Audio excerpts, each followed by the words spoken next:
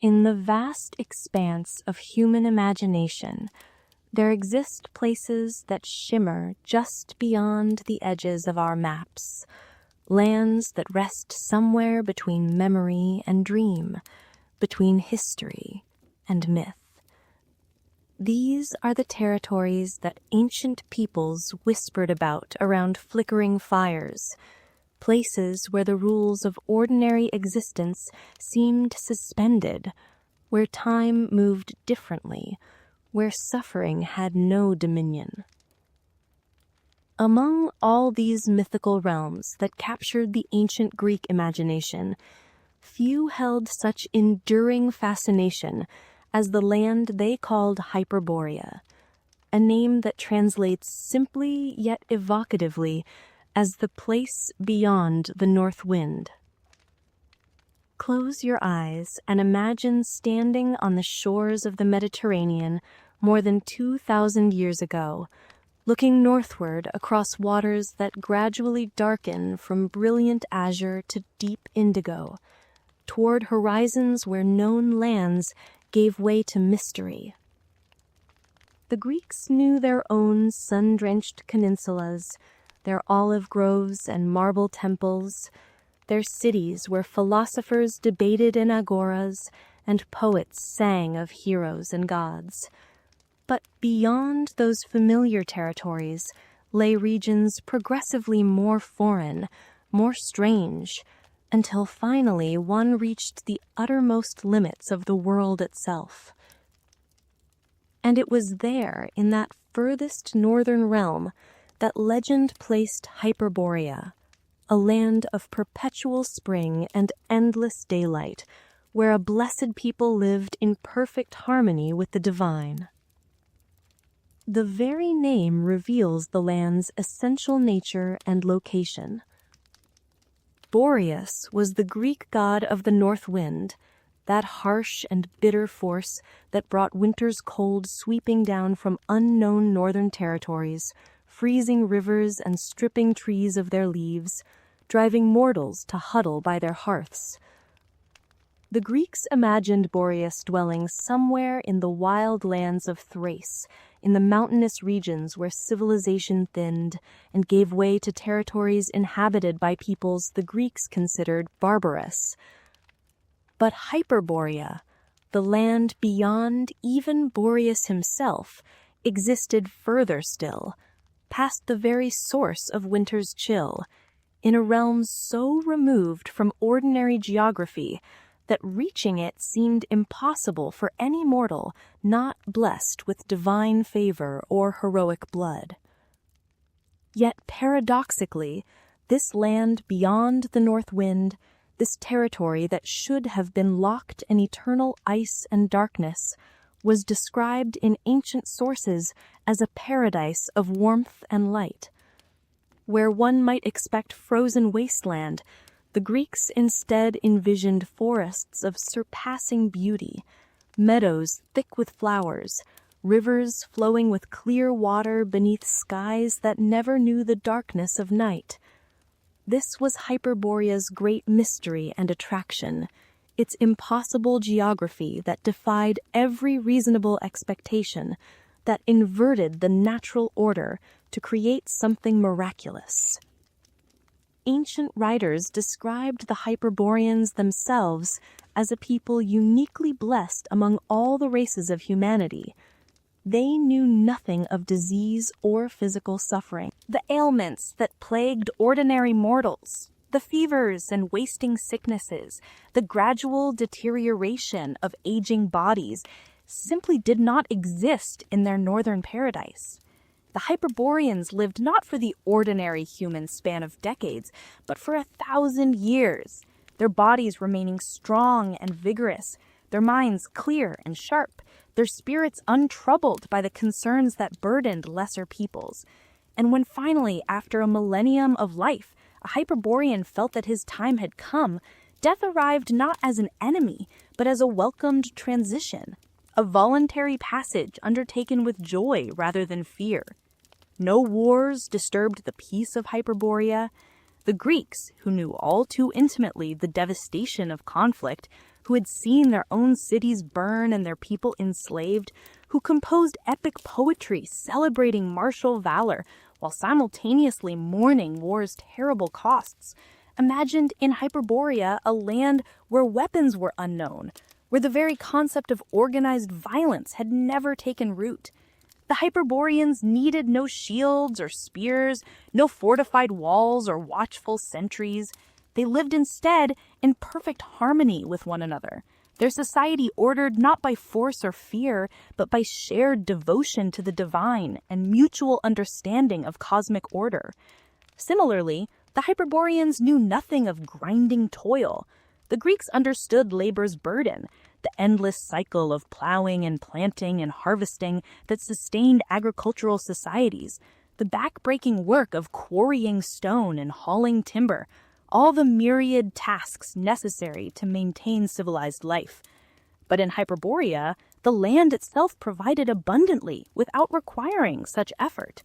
The ancient sources tell of soil so fertile that it produced 2 full harvests each year, grain and fruit springing forth in such profusion that the Hyperboreans needed merely to gather what nature offered freely. Their days were not spent in fields or workshops, but in pursuits the Greeks considered highest and most worthy: music and dance, poetry and religious celebration, philosophical contemplation and artistic creation. This was a society devoted entirely to Apollo, the god of light and music and prophecy and healing, of rational order and artistic beauty. While the Greeks worshipped Apollo alongside many other deities, building temples to Zeus and Athena, Poseidon and Aphrodite, Ares and Artemis, the Hyperboreans honored Apollo alone, making their entire civilization a continuous hymn to this particular divinity. Their land was his northern sanctuary, his winter dwelling when he departed from Greece during the coldest months, leaving his famous oracle at Delphi silent and traveling to Hyperborea to be among this people who embodied the values he represented. For modern audiences, conditioned to think of paradise as tropical, as warm beaches and swaying palms, the Greek vision of a northern utopia might seem strange. But we must remember that the Greeks wrote from their Mediterranean perspective, where summer brought scorching heat that could be as deadly as winter's cold, where the sun at its zenith could crack earth into dust and drain wells to mud. For them, the idea of lands where the sun shone continuously yet without burning, where perpetual daylight came with temperate rather than brutal temperatures, held genuine appeal. They imagined Hyperborea as possessing eternal spring, that brief and precious season when Mediterranean lands exploded into bloom, when temperatures remained mild and pleasant, when life renewed itself after winter's dormancy. To freeze that moment, to make spring perpetual, to banish both summer's heat and winter's cold, this was one vision of earthly paradise. Moreover, the Greeks understood that lands far to the north experienced dramatically different patterns of daylight and darkness than their own territories. Traders and travelers brought back reports of regions where, during summer months, the sun barely set, where twilight lingered for hours, where darkness never achieved the profound blackness known in southern lands.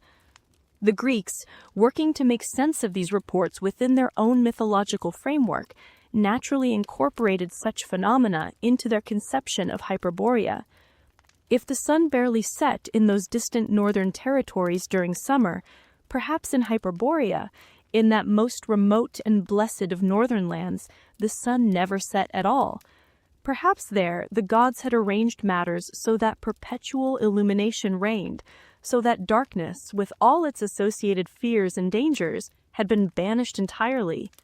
The geographic mystery of Hyperborea has fascinated scholars from ancient times to the present day. Where exactly did the Greeks believe this land existed? The question in myths no simple answer, for different ancient writers placed Hyperborea in different locations, and the land's position seems to have shifted over time as Greek geographical knowledge expanded and as new territories came within their cultural awareness.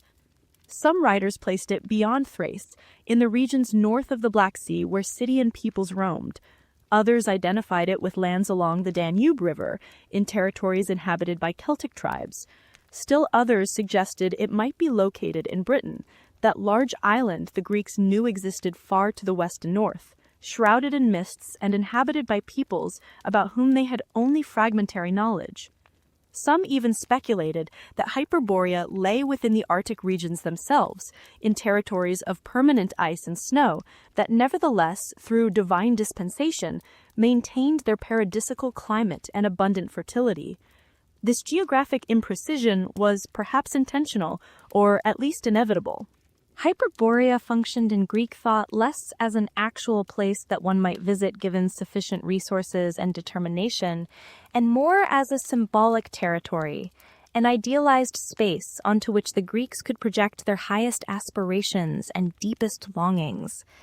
It was a land of the mind as much as of maps, a destination that resided in imagination and philosophy as much as in any physical location. The poet Pindar explicitly warned that Hyperborea could not be reached by ordinary means, that neither ship nor foot travel would reveal the road to the assembly of the Hyperborean people. Only heroes like Perseus and Heracles, only those with divine blood in their veins and favor from the gods could hope to reach that distant shore. Yet for all its unreachability, Hyperborea maintained connections with the Greek world. Ancient sources describe Hyperborean maidens traveling to the island of Delos, bringing sacred offerings to Apollo's sanctuary there. They tell of the Hyperborean priest Abaris, who journeyed throughout Greece performing miracles and teaching wisdom. They recount how the Hyperboreans sent gifts and tributes southward, passing them from tribe to tribe across vast distances until they finally reached Greek temples. These threads of connection, however tenuous, suggested that Hyperborea was not entirely separate from the ordinary world, that communication and even travel between the realms remained possible, if only under special circumstances and for sacred purposes. The story of Hyperborea that unfolds before us is therefore not a simple tale of geographical discovery or historical fact. It is something more complex and more profound, a window into how the ancient Greeks understood their world and their place within it, how they grappled with questions of perfection and mortality, suffering and transcendence. It is a story about the human need for utopian visions, for images of how life might be if the burdens that weigh upon ordinary existence could be lifted. It is about the relationship between humanity and the divine, about sacred geography and cosmic order, about music and light and the possibility of living in perfect harmony with nature and the gods. As we journey together into this exploration of Hyperborea, we will examine the ancient sources that described this northern paradise, weighing the accounts of poets and historians, philosophers, and geographers. We will traverse the mythical landscape itself, walking beside the amber-weeping poplars that lined the river Eridanus, standing before the spherical temple where Apollo himself came to dance and play his lyre, climbing the icy peaks of the Rhipaean Mountains that guarded Hyperborea's southern approaches. We will meet the Hyperborean people in their eternal spring, witness their festivals and celebrations, understand their unique customs and their relationship with mortality. We will follow the journeys of Greek heroes who succeeded in reaching this distant land, and consider the travels of the mysterious Abaris, that Hyperborean priest who came south to share his people's wisdom with the Greeks. We will explore the scholarly debates about where Hyperborea might have been located, considering the various candidates proposed over centuries of speculation. And finally, we will reflect on what Hyperborea meant to the ancient Greeks and what it might still mean to us today, examining the symbolic and philosophical dimensions of this myth, understanding how it functioned within Greek culture, and why stories of distant paradises continue to captivate human imagination across millennia. The texts that preserve knowledge of Hyperborea for us come from various ancient authors, spanning many centuries, each contributing pieces to a puzzle that never quite forms a complete picture. The earliest surviving mentions appear in fragments from the 8th or 7th century before the Common Era, in texts attributed to the poet Hesiod, though many of these fragments survive only as quotations preserved in later works. Even at this early date, Hyperborea seems already established in Greek thought, suggesting oral traditions that reached back even further into the dim distances of cultural memory. But our most detailed and evocative description comes from the 5th century poet Pindar, whose Pythian odes contain passages describing this northern land. Pindar speaks of a place where the muse is never absent, where lyres and flutes sound, where maidens dance with laurel in their hair.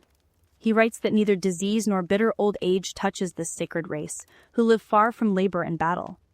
The precise translation varies among scholars, but the essential image remains consistent, a people blessed beyond ordinary human measure. Yet Pindar also emphasizes Hyperborea's essential unreachability.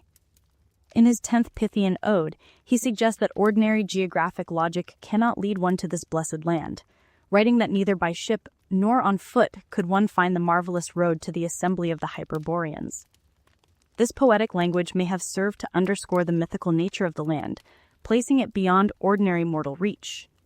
Only the hero Perseus, according to Pindar's account, succeeded in reaching Hyperborea, though the details of how remain vague, suggesting divine assistance made the impossible journey achievable. The historian Herodotus, writing in the 5th century, took a characteristically skeptical approach. In Book 4 of his histories, he mentions that the poet Aristeas claimed to have visited distant northern peoples in a state of inspiration from Apollo, and that beyond these peoples dwelt the Hyperboreans. But Herodotus himself expresses doubt, notably refusing to tell the story of Abaris the Hyperborean, who supposedly traveled the world carrying an arrow. Despite his skepticism, Herodotus recorded what the Delians said about the Hyperboreans, describing how they sent sacred offerings to Apollo's sanctuary through elaborate relay systems across multiple tribes. The Delians told of maidens named Hyperoche and Laodice, who once carried offerings directly, but after these women met with tragedy, the Hyperboreans changed their practice to passing gifts through intermediaries. Earlier still, according to Delian tradition, had come Arge and Opus, whose tombs the Delians continued to honor. These detailed Delian traditions, whether historical or legendary, served important functions in Greek religious life. They established connections between the great Apollonian sanctuary at Delos and the distant land of Hyperborea, suggested ongoing, if indirect, communication between the Greeks and this blessed northern people, and demonstrated that even people separated by vast distances and different ways of life could unite in honoring the gods. The stories also reinforce Delos's claims to special status within Greek religious consciousness, positioning the island as a destination so sacred that even the remote and paradisiacal Hyperboreans felt compelled to send offerings there. Several centuries after Herodotus, in the 1st century of the Common Era, the Roman writer Pliny the Elder compiled accounts of Hyperborea in his encyclopedic natural history. Pliny drew upon earlier Greek sources, some now lost to us, assembling descriptions that presented Hyperborea as simultaneously more concrete and more fantastic than earlier accounts suggested. He described the Hyperboreans as a race living to extreme old age, dwelling in woods and groves where they worshipped the gods both individually and in groups. According to Pliny's sources, discord and every kind of sickness were utterly unknown among the Hyperboreans. Death came upon them only when they had grown satiated with life itself, after careers of feasting and old age sated with every luxury imaginable. Pliny's account included one of the most striking details about Hyperborean death customs. When Hyperboreans decided their time had come, they would leap from a certain rock into the sea below, considering this the most desirable mode of ending existence. This voluntary death, undertaken joyfully by individuals who had experienced centuries of perfect life and now chose to transition on their own terms, represented a conception of mortality radically different from the Greek norm. Rather than death as enemy or tragedy, rather than the grim reaper stealing life against one's will, the Hyperboreans experienced death as a final freedom, a last choice exercised by those who had lived so fully that they freely chose to release their hold on physical existence. Yet even in ancient times, Pliny acknowledged, the exact location of Hyperborean remained puzzling. The land was clearly understood to lie somewhere in the far north, but attempts to specify its position more precisely produced contradictory results. Some placed it beyond the Rhipaean Mountains, others in different northern territories, and still others questioned whether any physical location could actually match the descriptions preserved in literature and tradition. The confusion itself testifies to Hyperborea's nature as a mythical space whose exact coordinates mattered less than its symbolic significance. Another important late source comes from the Greek writer Diodorus Siculus, who composed his Library of History in the 1st century before the Common Era. Diodorus drew upon the now lost work of Hecataeus of Abdera, who in the 4th century had compiled what appears to have been the most comprehensive ancient treatise on the Hyperboreans. Though Hecataeus's original work has not survived, Diodorus preserved substantial quotations that provide our most detailed physical description of Hyperborea's geography and the Hyperborean way of life. According to this account, Hyperborea was an island lying in the ocean beyond the land of the Celts, northward from the known Greek world, an island no smaller than Sicily in extent. The land enjoyed an unusually temperate climate, producing 2 harvests each year due to its remarkable fertility.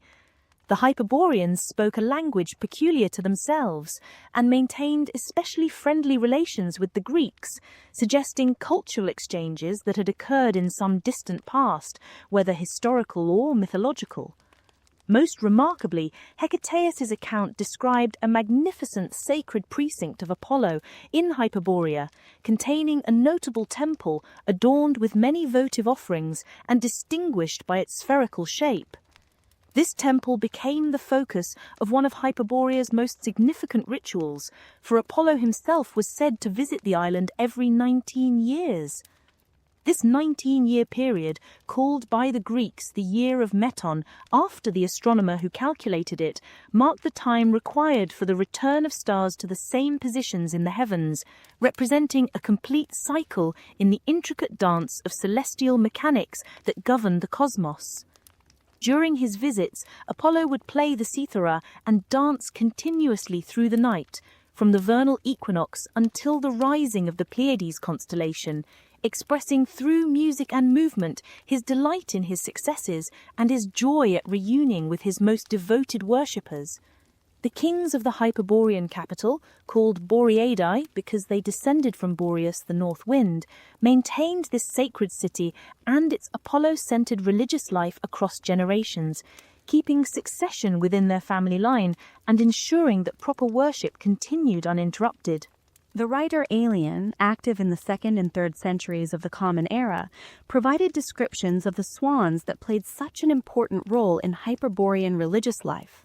According to Aelian's account, vast flocks of swans would swoop down from the Rhipaean Mountains whenever the Hyperborean priests performed their established rituals honoring Apollo.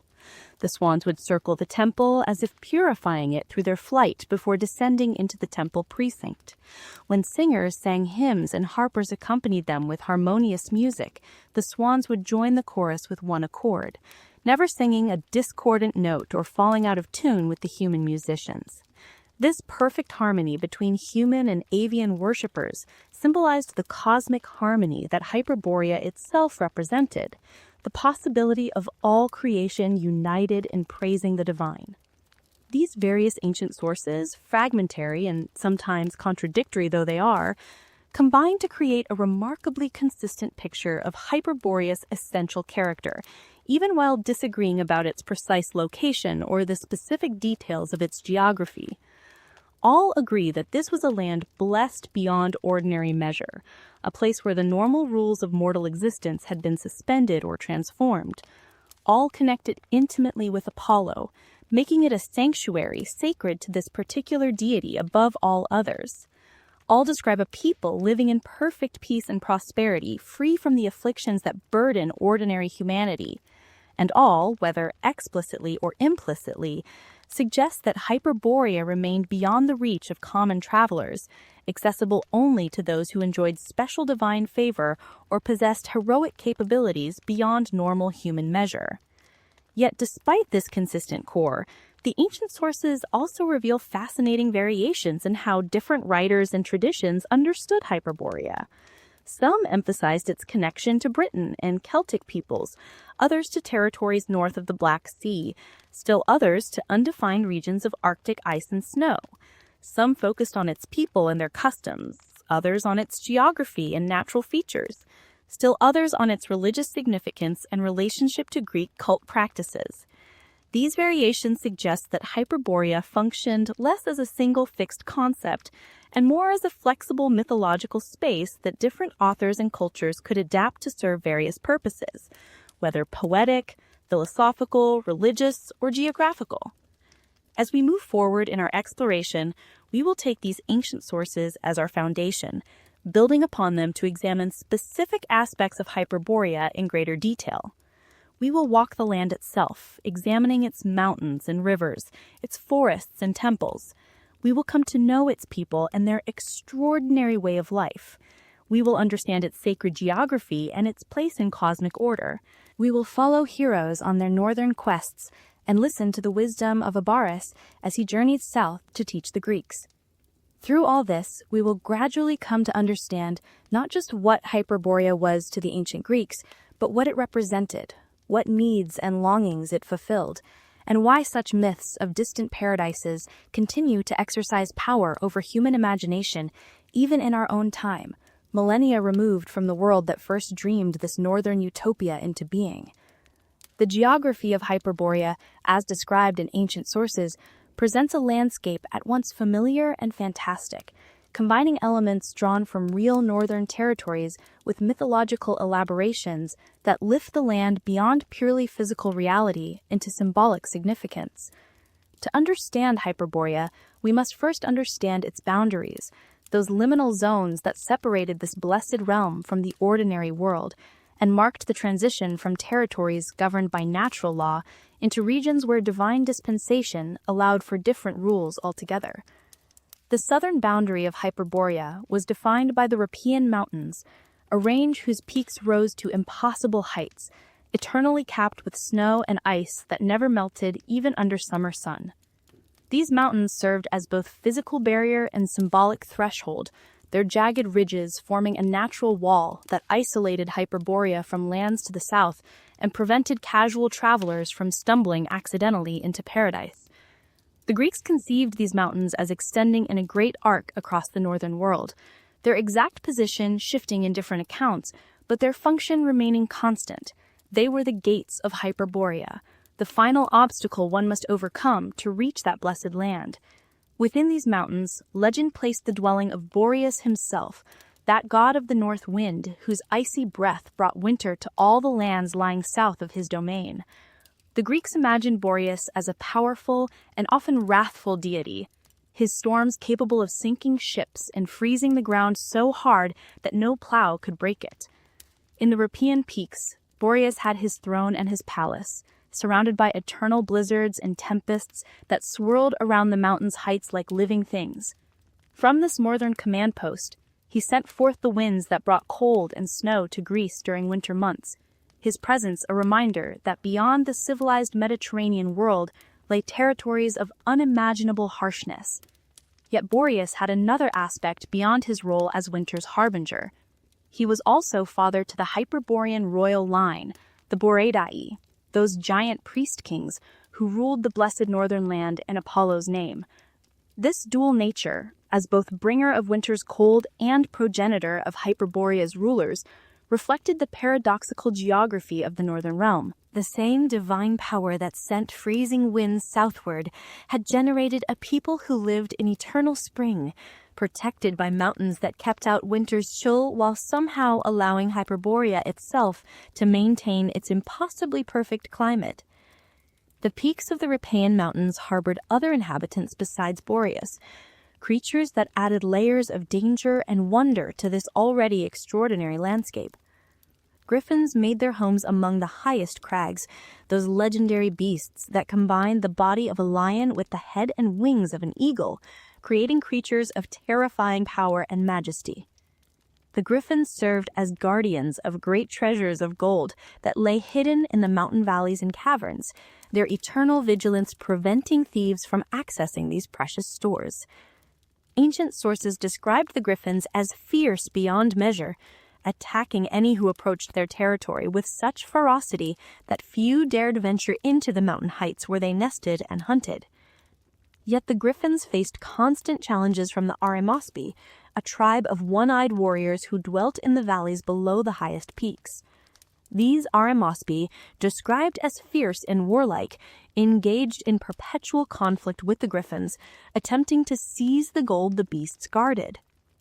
Ancient accounts depicted these battles between one-eyed men and eagle lions as among the great wonders of the northern world, an eternal struggle playing out in regions so remote that few witnesses ever returned to tell of what they had seen. Some scholars have interpreted these stories as garbled reports of real conflicts in distant northern territories, perhaps battles between nomadic peoples over control of gold mining regions, the fantastic elements added as tales pass through multiple retellings across vast distances. Beyond the Rhipaean range, directly south of the mountains, lay Pterophoros, a desolate wasteland cursed with eternal winter. This territory served as the inverse of Hyperborea, a land where winter never ended, where snow piled so deep that travel became impossible, where darkness lasted for months and cold so intense that exposed skin froze instantly. Pterophoros functioned as a buffer zone, separating the paradisiacal north from the ordinary world to the south, ensuring that no gradual transition existed between Hyperborea's eternal spring and the normal cycle of seasons that governed other lands. One either successfully crossed both the Rhipaean Mountains and Pterophoros to reach Hyperborea, or one remained in the familiar world with its mixture of seasons, its aging and disease, its wars and suffering. There was no middle ground, no partial paradise, no compromise between perfection and mortality. Having passed beyond these southern barriers, having somehow navigated the griffin-haunted peaks and the frozen wastes of Pterophoros, the traveler fortunate and blessed enough to achieve this feat would find themselves at last in Hyperborea proper, entering a land whose very existence seemed to violate natural law. Zeus, watching this catastrophe unfold and understanding that unless he acted immediately, the entire world would be consumed by fire, seized one of his mighty thunderbolts and hurled it at Phaethon. The bolt struck the young man directly, killing him instantly and sending his flaming body tumbling from the chariot down through the heavens. The horses, freed from their incompetent driver, were recaptured by Helios, who resumed his proper place and restored the sun to its correct path. But Phaethon fell and fell, trailing fire and smoke, until finally his body plunged into the waters of the river Eridanus in distant Hyperborea, the river's cool waters receiving his smoldering corpse and quenching the flames that still consumed him. Phaethon's sisters, the Heliades, daughters of Helios like their brother, were consumed with grief at his death. They gathered on the banks of the Eridanus, where Phaethon had fallen, weeping inconsolably for their lost brother. Day after day they stood beside the river, their mourning so profound that the gods themselves took pity on them. Rather than allow them to waste away from grief, rather than watch them slowly die of their sorrow, the gods transformed the Heliades into the poplar trees that still line the Eridanus's banks.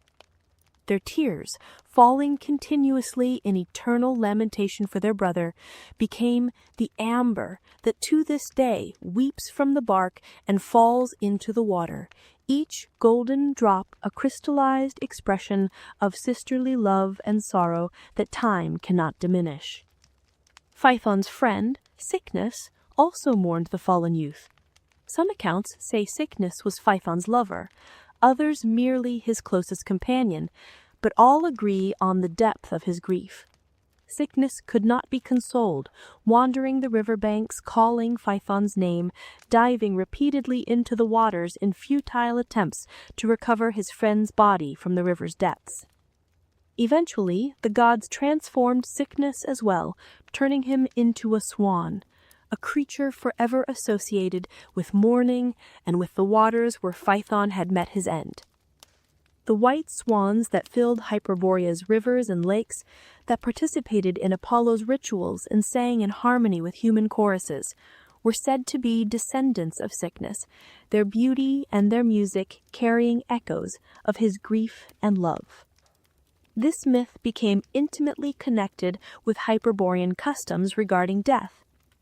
Ancient sources tell us that when Hyperboreans reached extreme old age, when they had lived their 1,000 years and felt ready to release their hold on physical existence, they would make pilgrimage to a particular lake formed by Phaethon's fall. There, garlanded with flowers and dressed in festive clothing, they would leap into the waters just as Cycnus had done millennia before. But unlike Cycnus, who dove in grief, the Hyperboreans leaped in joy, celebrating their long and blessed lives rather than mourning their end. And in the water they too would transform into white swans, taking flight from the lake's surface to join the great flocks that filled Hyperborean skies, their voices joining the eternal song that honored Apollo and testified to the perfect harmony between mortal and divine that characterized life in the northern paradise. The Eridanus and its amber-weeping poplars thus connected Hyperborea to one of Greek mythology's most fundamental themes, the tension between mortal aspiration and divine power, between human ambition and the necessary limits that preserve cosmic order. Phaeton's catastrophic attempt to exceed his mortal capabilities had brought him to Hyperborea in death, and his sister's transformation into trees that wept amber created a permanent memorial to his story. Yet the Hyperboreans themselves, who leaped into the same waters in their time, experienced not tragedy but transformation, not punishment but apotheosis, their voluntary passage from mortal life to swan form reflecting their unique relationship with mortality and divine favor. The river Eridanus was also home to great flocks of white swans, even beyond those transformed from aged Hyperboreans. These birds were sacred to Apollo, associated with music and prophecy, their calls considered auspicious, and their appearance at religious ceremonies interpreted as signs of divine approval. The swans of Hyperborea were said to possess voices of surpassing beauty, capable of creating harmonies that no human musician could match. They lived among the amber-weeping poplars, nested in the reeds along the riverbanks, and flew in great formations across Hyperborean skies, their white wings catching the perpetual sunlight and transforming the air into a shimmer of movement and grace. Ancient sources sometimes identified the Eridanus with real rivers in the known world, attempting to ground the mythological waterway in physical geography. Some suggested it was the Po River in northern Italy, others the Danube flowing through Central Europe, still others unnamed rivers in territories even further north. These attempts at identification reflect Greek desire to locate Hyperborea within the expanding map of their geographical knowledge, to transform mythic space into potentially visitable terrain. Yet the identification never quite worked, for the real rivers lacked amber-weeping poplars and transforming swans, lacked the mythological significance that made the Eridanus more than merely a waterway, but rather a threshold between ordinary existence and something transcendent. To the north of Hyperborea itself flowed Oceanus, that vast river the Greeks imagined encircling the entire earth, forming the ultimate boundary of the physical world. Oceanus was not a sea, but a river, they believed, though one so broad that no shore could be seen from its middle, its waters flowing in an endless circle around the disk of land that constituted the world they knew. Beyond Oceanus lay nothing, or rather lay realms so foreign to human understanding that speculation about them became impossible. Hyperborea, pressed against this ultimate northern boundary, occupied the last habitable space before creation itself gave way to something else entirely, whether chaos or void or territories reserved for gods alone. The fields and forests of Hyperborea reflected the land's paradisical nature. The soil possessed such extraordinary fertility that it required no cultivation, no back-breaking labor of plowing and sowing. Seeds fell upon the earth and immediately sprouted, growing with preternatural speed to maturity, producing grain and fruits in such abundance that the Hyperboreans needed merely to gather what grew freely. This effortless abundance recalled the golden age of Greek mythology, that earliest epoch when humanity lived without toil or suffering, when the earth provided all necessities spontaneously, when death came gently like sleep after a life of ease and joy. The twice-yearly harvests mentioned in ancient sources present an interpretive challenge. How could a land of eternal spring produce two harvests when spring, by definition, is the planting season, not the harvest? Scholars have proposed several explanations.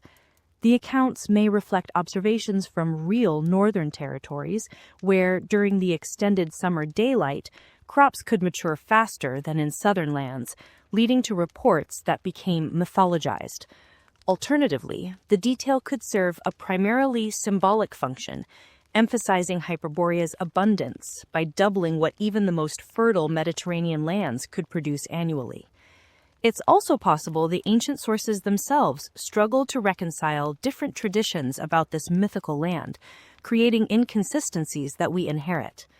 Most of the countryside remained wild, despite this agricultural abundance, covered with forests that ancient sources called the Garden of Apollo. These were not the managed woodlands of Mediterranean lands, carefully cultivated for timber and firewood, but primeval forests of enormous trees, their canopies so thick that even Hyperborea's perpetual sunlight penetrated only partially to the forest floor. Within these woods, the Hyperboreans worshipped, conducting rituals among the trees rather than in confined temples, their religious practice reflecting a relationship with nature more intimate and harmonious than what Greeks knew in their own increasingly urban civilization. The forests teemed with life, both ordinary animals and creatures of legend. Besides the swans that held special sacred significance, there were deer and wild boar, hares and songbirds, all living without fear of hunters, since the Hyperboreans knew no violence and took no lives. The animals of Hyperborea, living in this peaceable kingdom, developed no wariness of humans, approaching the Hyperboreans freely and accepting food from their hands. Ancient sources describe Hyperborean children playing among wild creatures as though they were domestic pets. The fundamental hostility between human and animal that characterized the fallen world beyond Hyperborea having been overcome in this northern paradise, where harmony between all living things reflected the perfect order that Apollo represented. The celestial geography of Hyperborea proved as distinctive as its terrestrial features. The land's most famous characteristic was its perpetual daylight, the sun remaining visible throughout the entire year rather than rising and setting daily as it did in ordinary lands. Ancient sources offer varying accounts of this phenomenon, which modern scholars interpret in multiple ways. Some ancient writers suggested the sun circled the horizon at Hyperborea's latitude, never fully setting, which corresponds to the midnight sun phenomenon observable in Arctic regions during summer. Others implied continuous overhead sunlight. It's possible these descriptions attempted to make sense of reports about the extreme daylight variations at high latitudes, where summer brings extended daylight while winter brings extended darkness. The mythologized version may have preserved only the remarkable summer brightness, transforming seasonal phenomenon into perpetual condition through the legendary lens. This endless daylight carried profound symbolic significance beyond its mere physical manifestation. In Greek thought, light represented truth, knowledge, clarity of understanding, divine presence. Apollo himself was a god of light, associated with the sun even before later tradition fully identified him with Helios. Hyperborea's perpetual illumination thus symbolized a land where truth was never obscured by darkness, where ignorance had been banished, where divine wisdom shone continuously upon a people who lived in perfect understanding of cosmic order. The Hyperboreans dwelled not in the shadow of the gods, but in their full light, receiving constant illumination, both physical and spiritual, their entire existence a continuous revelation of divine truth and beauty. The stars, too, held special significance in Hyperborea. Ancient sources noted that the heavens above this northern land offered unique perspectives on celestial mechanics, the constellations appearing to wheel around a celestial axis located somewhere above or near Hyperborea itself. This reflected real astronomical phenomena observable from high northern latitudes, where the sky appears to rotate around the north celestial pole, stars circling in patterns quite different from those visible from Mediterranean latitudes. For the Greeks, fascinated by astronomy and seeking to understand the mechanics of the heavens, these reports of different stellar patterns in northern lands provided tantalizing clues about cosmic structure. Some traditions placed Atlas, that titan condemned to hold up the sky, in Hyperborean territory, positioning him at the axis around which the heavens revolved. This cosmic geography made Hyperborea not merely a distant land, but the actual center of celestial mechanics, the pivot point of universal rotation, the place where earth and sky met in ways impossible elsewhere. Heracles, during one of his northern journeys, supposedly encountered Atlas in this Hyperborean location, briefly taking the burden of the sky from the Titan's shoulders as part of his quest for the golden apples of the Hesperides. This encounter, placing one of Greek mythology's greatest heroes in Hyperborea at the moment of cosmic access, emphasized the land's significance as a place where the boundaries between mortal and divine, between earth and heaven, became permeable in ways they never did in ordinary territories. The relationship between Apollo and Hyperborea formed the spiritual core of this northern paradise, defining its essential character and explaining both its blessed nature and its significance within Greek religious consciousness. Apollo was not merely honored in Hyperborea among other deities, not simply worshipped alongside Zeus or Artemis or the rest of the Olympian pantheon. Rather, Apollo alone received the Hyperboreans' devotion, their entire civilization oriented around this single divinity, their lives structured as continuous worship and celebration of the god of light, music, prophecy, and rational order. This exclusive devotion distinguished Hyperborea from every other land in Greek mythology.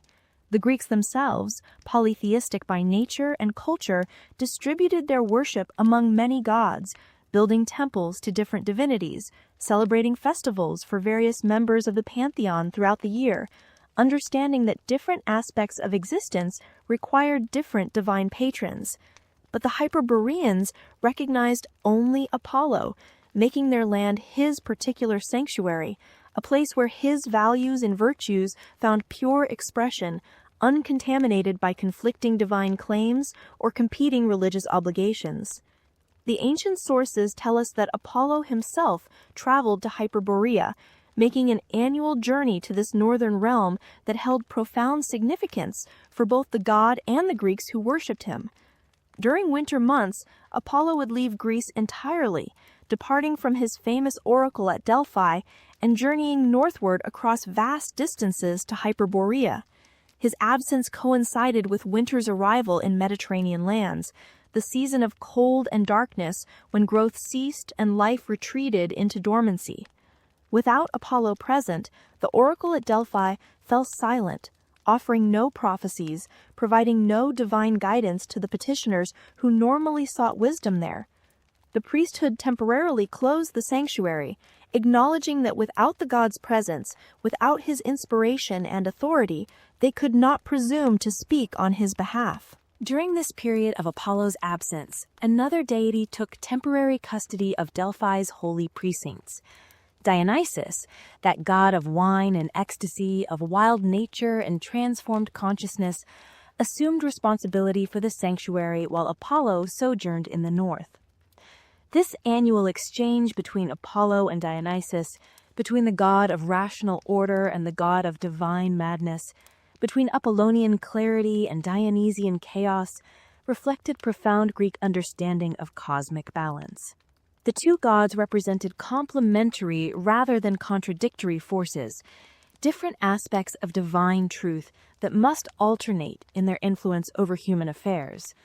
Apollo's winter absence and Dionysus's temporary stewardship suggested that even the most Apollonian of spaces, Even Delphi itself, where rational prophecy guided Greek decision-making, required periodic infusions of Dionysian energy to maintain proper balance. But why did Apollo travel to Hyperborea? What drew him to this distant northern land when he might have remained in Greece or visited any of countless other territories?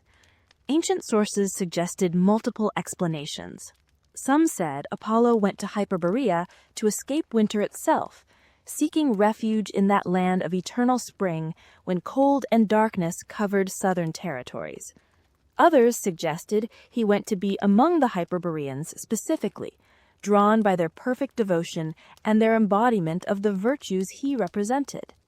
Still others implied that Apollo's northern journey fulfilled some cosmic necessity, maintaining balance in ways that human understanding could not fully grasp, his presence in Hyperborea during winter somehow essential to the proper functioning of the universe itself. The Greek understanding of Apollo's annual cycle created a powerful mythological explanation for winter's nature and effects. Apollo's departure brought cold and darkness because the god of light and warmth had left. His absence meant prophecy's cessation because no oracle could function without its divine source. Nature's dormancy reflected the missing presence of a deity associated with growth and life, and Apollo's eventual return in spring, his journey back from Hyperborea to resume his place at Delphi and in the Greek world generally, brought renewal and revival, warmth and light flooding back into lands that had endured months of cold and darkness during his absence. The Hyperboreans welcomed Apollo with celebrations of unmatched splendor and joy. Ancient sources present conflicting accounts about the frequency of Apollo's visits. Some traditions suggest he traveled to Hyperborea annually during winter months, while Diodorus Siculus, preserving the account of Hecataeus of Abdera, specifically states that Apollo visited every 19 years. This 19-year period corresponds to the metonic cycle, the time required for the moon's phases to realign with the solar year, returning celestial bodies to their original configurations. This astronomical cycle held great significance for ancient calendar makers. Whether Apollo's visits occurred annually or followed this 19-year pattern may have depended on which local tradition or religious center preserved the account, with different communities emphasizing different aspects of the god's relationship with the northern land. When Apollo appeared in Hyperborea, whether annually or every 19 years depending on which tradition one followed, he brought his lyre with him, that golden instrument whose music could charm wild beasts and move stones to tears. From the moment of the vernal equinox, that pivotal point when day and night achieve perfect balance and spring officially begins, until the rising of the Pleiades constellation and early summer, Apollo would play continuously through the night. He danced as well, his divine form moving in patterns that reflected cosmic harmonies, his footwork echoing the movements of planets and stars. This continuous performance expressed his delight in his own accomplishments, his joy at reunion with the Hyperboreans, his pleasure in their devotion, and in the perfect paradise they maintained in his honor. The Hyperboreans did not merely watch Apollo's performance as passive spectators. Instead, they joined him, their entire population participating in celebrations that lasted for weeks or months, their voices and instruments combining with the gods in music of surpassing beauty, their dancing feet following patterns taught by Apollo himself. Maidens formed choruses, their movements synchronized with inhuman precision, their voices blending in harmonies that transcended anything possible for ordinary mortals. Musicians played lyres and flutes, drums and cymbals, creating rhythms that seemed to pulse with the very heartbeat of existence itself. The entire land became a single vast celebration, a unified hymn of praise, acknowledging divine presence and expressing gratitude for the blessings Hyperborea enjoyed. The temple that stood at the center of Hyperborean religious life was unlike any structure known in the ordinary Greek world. While Greek temples typically followed rectangular plans with colonnaded exteriors and inner chambers housing divine statues, the Hyperborean temple dedicated to Apollo was described as spherical in shape, a rounded structure whose very form embodied perfection and cosmic wholeness. Ancient sources provided few specific details about this building's construction or appearance, leaving much to imagination, but they emphasized both its magnificence and its distinctiveness. The temple was adorned with countless votive offerings, precious objects dedicated to Apollo by worshippers, both Hyperborean and Greek, their accumulated gifts over centuries creating displays of wealth and devotion that dazzled all who beheld them. The most famous such identification connected the Hyperborean temple with Stonehenge, that mysterious circle of massive standing stones on the Salisbury Plain in Britain. The identification had superficial appeal, Stonehenge being both northern and circular, its construction requiring efforts that seemed almost superhuman to those encountering it in later ages. But serious analysis reveals problems with this identification. Stonehenge's construction predated the Greek accounts of Hyperborea by centuries or millennia. Moreover, Britain in ancient times was inhabited by Celtic peoples who worshipped their own deities, not Apollo specifically. The climate of southern Britain, while mild by northern standards, hardly qualified as eternal spring with twice-yearly harvests. And Stonehenge itself, while circular in layout, consisted of standing stones rather than a roofed spherical structure. Nevertheless, the speculation connecting Hyperborea to Britain and its mysterious megaliths reflects genuine historical contacts between Greek and Celtic worlds, trade relationships that brought Mediterranean goods northward, and northern products, especially tin and amber, southward. The Greeks knew that Britain existed, understood it to be a large island far to the northwest, and received reports about its inhabitants and their customs. These real contacts with Celtic peoples provided raw material that Greek imagination could elaborate into the Hyperborean myths, much as real explorations of distant lands have always inspired legendary embellishments. The religious leadership of Hyperborea rested with the Boreadae, priest-kings of gigantic stature who combined temporal and spiritual authority. Ancient sources describe them as 6 cubits in height, roughly 9 feet tall by standard measurements, towering over ordinary humans like the giants and heroes of myth. They were said to be descended from Boreas the North Wind, their divine ancestry explaining both their exceptional size and their right to rule. Different accounts vary on specific details, though the essential picture remains consistent: 3 giant brothers serving as Apollo's priests and guardians of Hyperborean religious traditions. These Boreadae maintained the temple and conducted the rituals that kept Hyperborea connected to Apollo.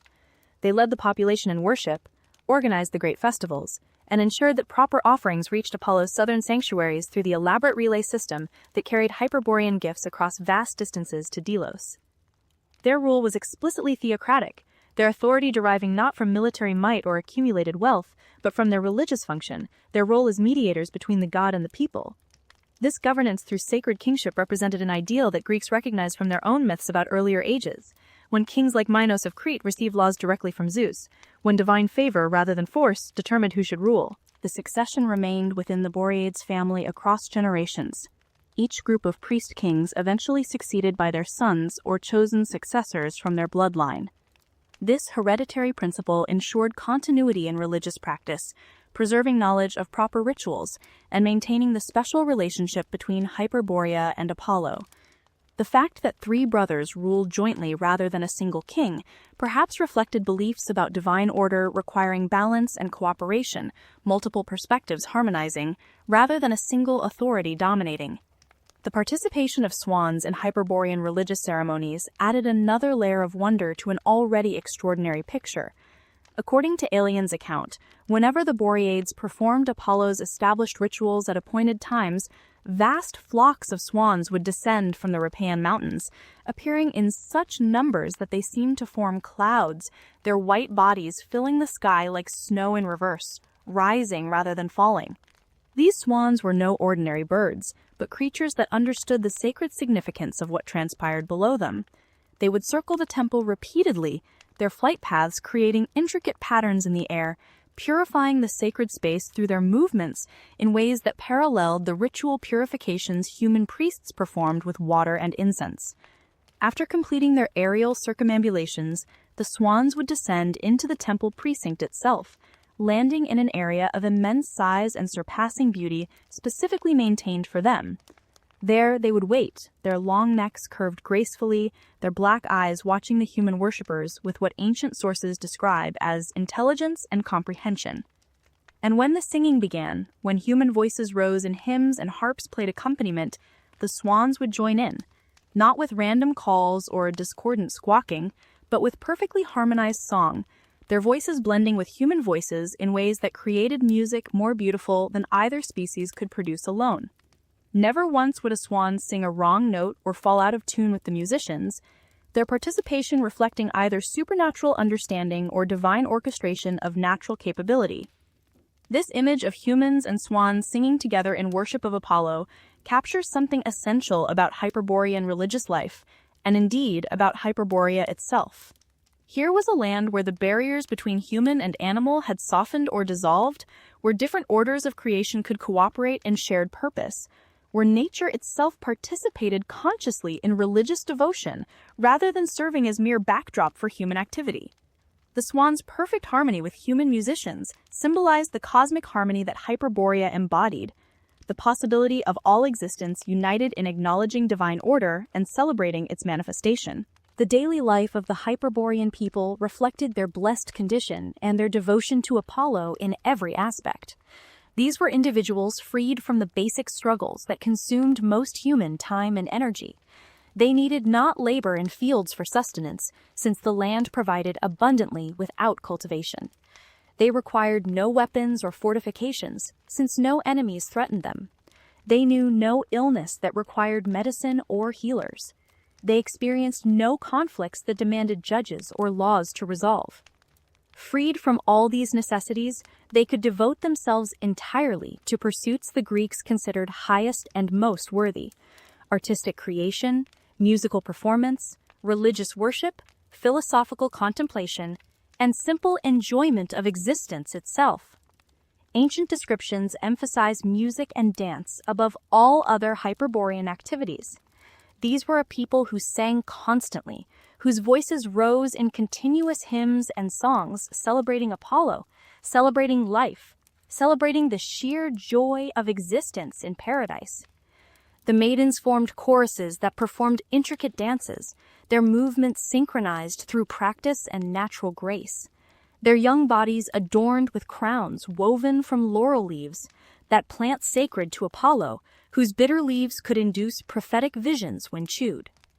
These dancing maidens appeared frequently in Greek descriptions of Hyperborea, their grace and beauty and devotion representing feminine virtue in its most perfect form, their artistic skill demonstrating what human capability could achieve when not constrained by necessity or corrupted by vice. The men, too, participated in music-making, playing various instruments with skill developed over their extraordinarily long lives. A Hyperborean might spend decades perfecting his lyre technique, centuries exploring the possibilities of flute music, having all the time necessary to achieve a mastery that would be impossible for ordinary mortals whose few decades of life allowed only limited development of any skill. This mastery showed in their performances, which ancient sources described as surpassing anything heard in the ordinary world, music so beautiful that it seemed to reveal the mathematical harmonies underlying creation itself, the cosmic ratios and proportions that governed not just sound, but all aspects of existence. The Hyperboreans' physical appearance remains largely undescribed in surviving ancient sources, which focus more on their character and activities than their looks. We know they lived to immense ages, their 1,000-year lifespans dwarfing ordinary human longevity. Yet they did not experience the gradual deterioration associated with aging in the normal world. A Hyperborean of 900 years apparently remained as vigorous and capable as one of 20, their bodies not declining but maintaining strength and health throughout their extended existence. Only when the full millennium approached would a Hyperborean finally choose to end his physical life, making the pilgrimage to the sacred lake and leaping into waters that would transform him into a swan, granting him a different form of existence rather than true death. The question of how Hyperboreans reproduce themselves, given their extreme longevity and apparently stable population, goes unaddressed in ancient sources. Did they have children? If so, at what rate? And how did the population remain stable when individuals lived for centuries? These practical questions about demographic sustainability did not concern ancient mythographers, who understood Hyperborea as existing outside ordinary natural law, as a place where divine dispensation allowed for conditions impossible elsewhere. We must be content with ambiguity on such matters, accepting that mythic logic operates according to different principles than the mundane practicalities that govern real populations. The Hyperboreans' diet apparently consisted primarily of fruits and other plant foods that grew wild in their forests and fields. Ancient sources describe them dwelling in groves and worshipping among trees, suggesting a people who maintained close relationship with the natural world, who lived within rather than imposing themselves upon their environment. Some accounts specifically mention them eating tree fruits rather than meat, implying a vegetarian lifestyle that avoided animal slaughter. This dietary preference connected to their peaceful nature, their freedom from violence, extending even to their relationship with other living creatures. In a land where animals approached humans without fear, where swans sang alongside humans in religious ceremonies, where all creation existed in harmony, the taking of animal life for food would have been unthinkable, a violation of the fundamental order that made Hyperborea paradisical. Their social organization, beyond the religious leadership of the Boreades, remains similarly mysterious in surviving sources. Did they have families? Communities of some kind must have existed, but whether structured as extended kinship groups or organized along different principles, we cannot say. Did they practice crafts, creating physical objects, or did their existence focus entirely on music, dance, and religious observance? Did they have dwellings of some kind, buildings where they slept and sheltered, or did the perfect climate eliminate any need for such structures? These questions tantalize, but cannot be definitively answered from the fragmentary evidence available to us. What remains clear is that the Hyperboreans embodied values and characteristics the Greeks admired and aspired to, representing human potential achieved rather than merely dreamed about. They were living proof that humans could exist without disease or conflict, that societies need not be organized around warfare or competition, that life devoted to art and worship could sustain itself across centuries. They demonstrated that humanity's best qualities, freedom from the punishment goddess Nemesis, implied ethical behavior that required no external enforcement, virtue so natural it needed no laws to compel it. Among all the Hyperboreans, one figure achieved fame that transcended his homeland and became known throughout the Greek world. This was Abaris, described variously as a priest, prophet, healer, and sage, a man whose wisdom and abilities marked him as extraordinary, even among a people already blessed beyond normal human measure. Abaris came south from Hyperborea on a mission that combined religious pilgrimage with teaching journey, traveling throughout Greece and demonstrating capabilities that seemed miraculous to those who witnessed them, sharing knowledge that enriched Greek philosophy and medicine, and becoming a bridge between the mythical northern paradise and the historical Mediterranean world. The most famous attribute associated with Abaris was his magical arrow, a gift from Apollo himself that allowed the Hyperborean priest to fly through the air, traversing vast distances with supernatural speed.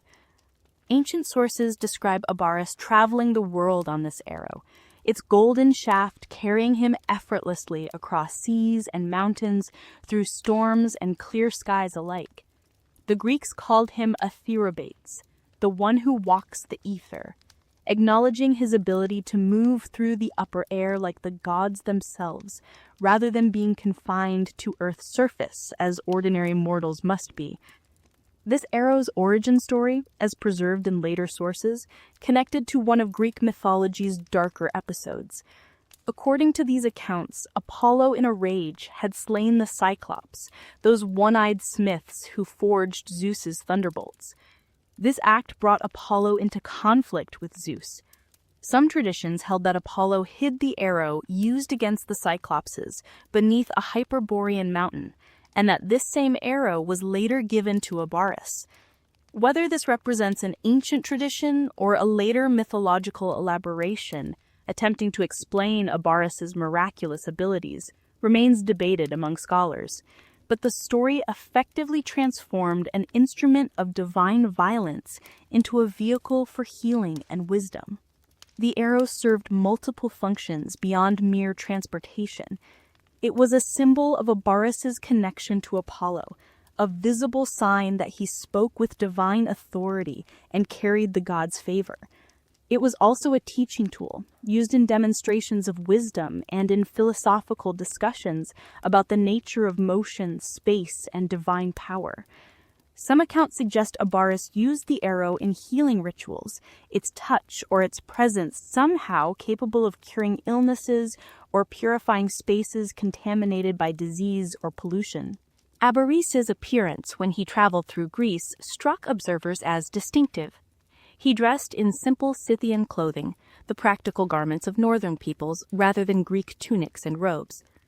This foreign costume marked him as an outsider, while simultaneously adding to his mystique, his exotic appearance suggesting wisdom derived from sources beyond Greek culture.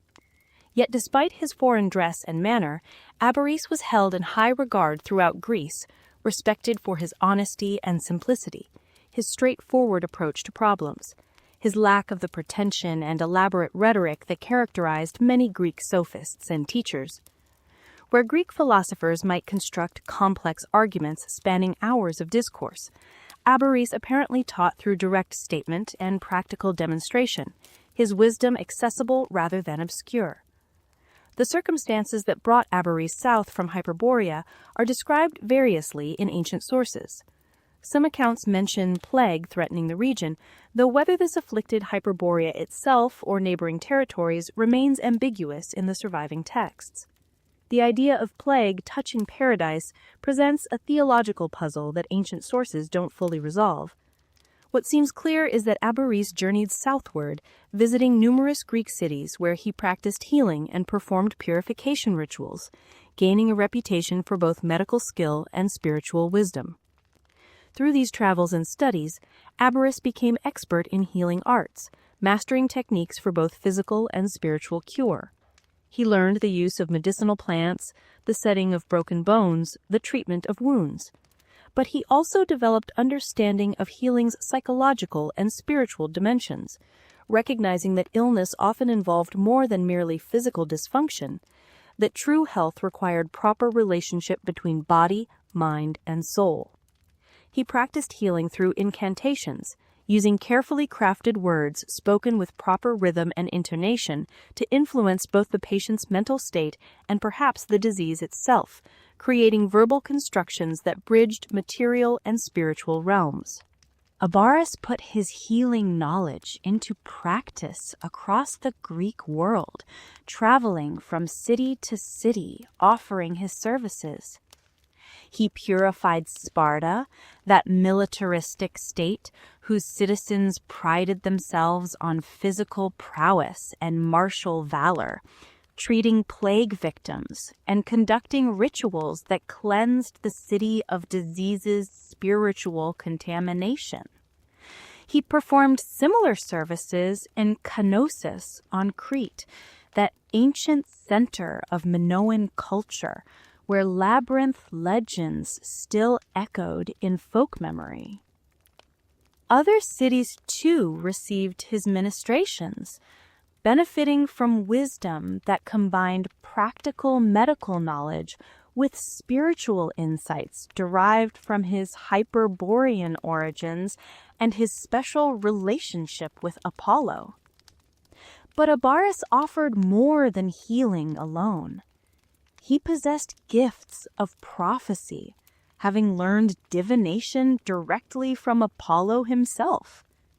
He could read signs and omens, examining entrails, observing weather patterns and astronomical phenomena to discern divine will and predict future events.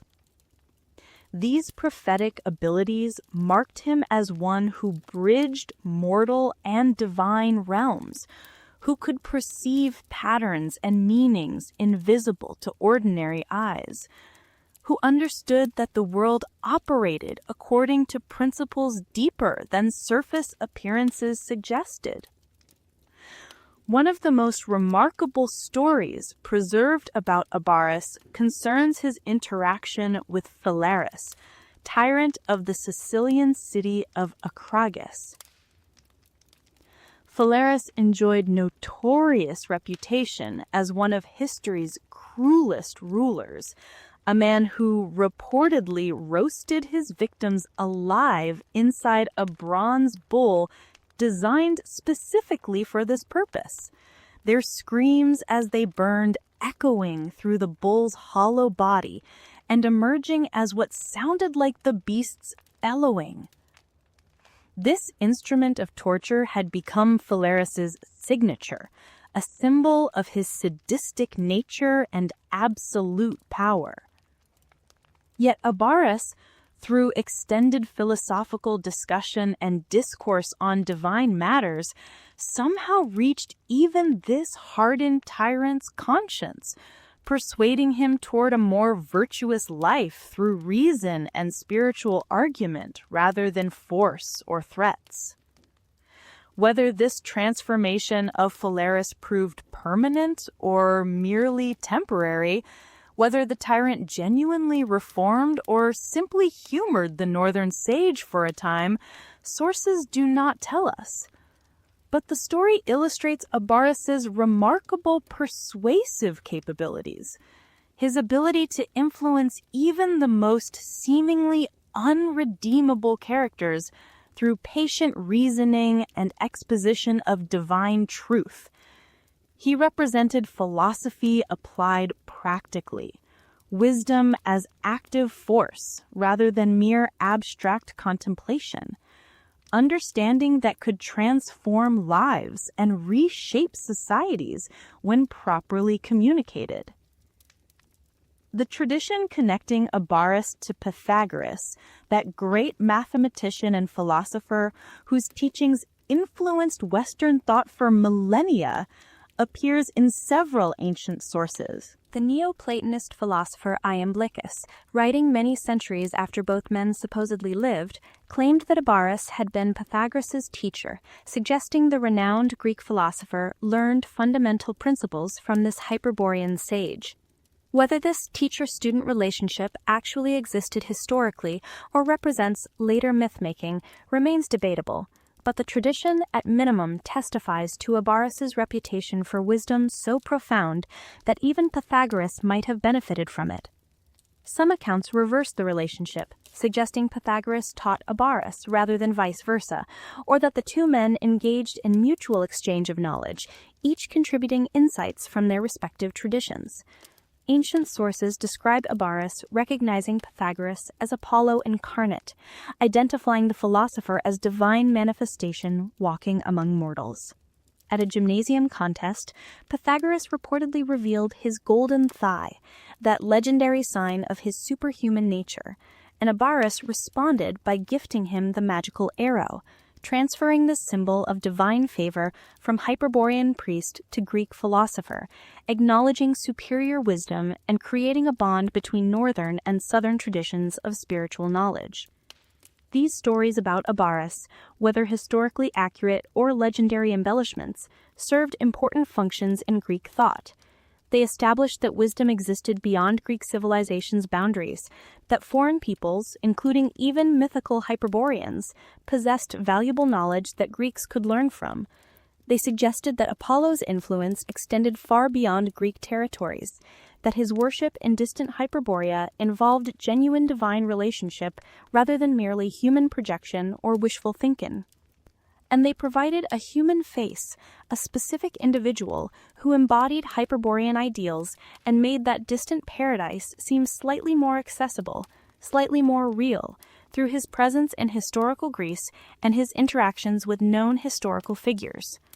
The journeys of Greek heroes to Hyperborea formed another essential thread connecting this mythical land to the broader cosmos of Greek mythology. Perseus and Heracles, two of Greece's greatest heroes, both ventured into the distant north, their quests taking them to territories that ordinary mortals could never hope to reach. Perseus traveled northward early in his quest to slay the Gorgon Medusa, seeking the Grey Eye, who alone knew where Medusa dwelt. Different accounts place these ancient crones in Hyperborea itself or in neighboring northern territories, but all agree that Perseus's journey took him far beyond the familiar Greek world, into realms where supernatural powers manifested openly and creatures of legend walked. The Hyperboreans, according to Pindar, entertained Perseus with renowned hospitality, inviting him to witness their pure sacrifices to Apollo and feast at their tables. His success against Medusa later vindicated this northern journey, proving that wisdom gained in those distant lands enabled accomplishments impossible otherwise. Heracles made two separate journeys to Hyperborea during his legendary labors. The first came during his year-long pursuit of the Cyrenician hind, Artemis's sacred deer with golden horns and bronze hooves. The enchanted creature fled ever northward, leading Heracles across vast distances, until finally reaching Hyperborea, pressed against the boundary of Oceanus, with no more territory left for flight. Only there, at the uttermost limits of the habitable world, could Heracles capture the hind and begin his return journey to Greece.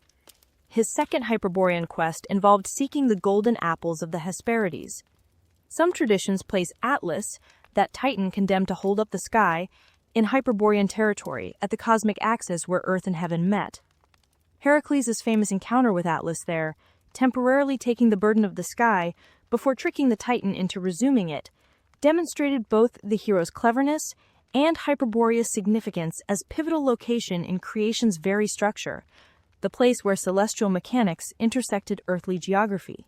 These heroic journeys served crucial narrative functions, providing adventure while reinforcing that only those with divine blood and extraordinary capabilities could reach the northern paradise. They made Hyperborea more tangible by connecting it to familiar heroes, yet maintained its essential mystery and separation from the ordinary world. The question of where Hyperborea actually existed, assuming it had any basis in historical or geographical reality, has occupied scholars from ancient times to the present day, generating theories and speculations that have evolved across millennia as human geographical knowledge expanded and different ages brought their own concerns and perspectives to the ancient myth. Ancient Greek and Roman writers themselves disagreed about Hyperborea's location, their varying identifications reflecting both expanding geographical knowledge, as exploration revealed previously unknown lands, and different purposes that different authors pursued in discussing this mythical territory. The earliest and perhaps most persistent tradition placed Hyperborea somewhere beyond Thrace, in territories north of the Black Sea that Greeks knew only through indirect contact. Thrace, that mountainous region on the northern edge of the Greek world, was home to peoples the Greeks considered barbarous, though not without culture or capability.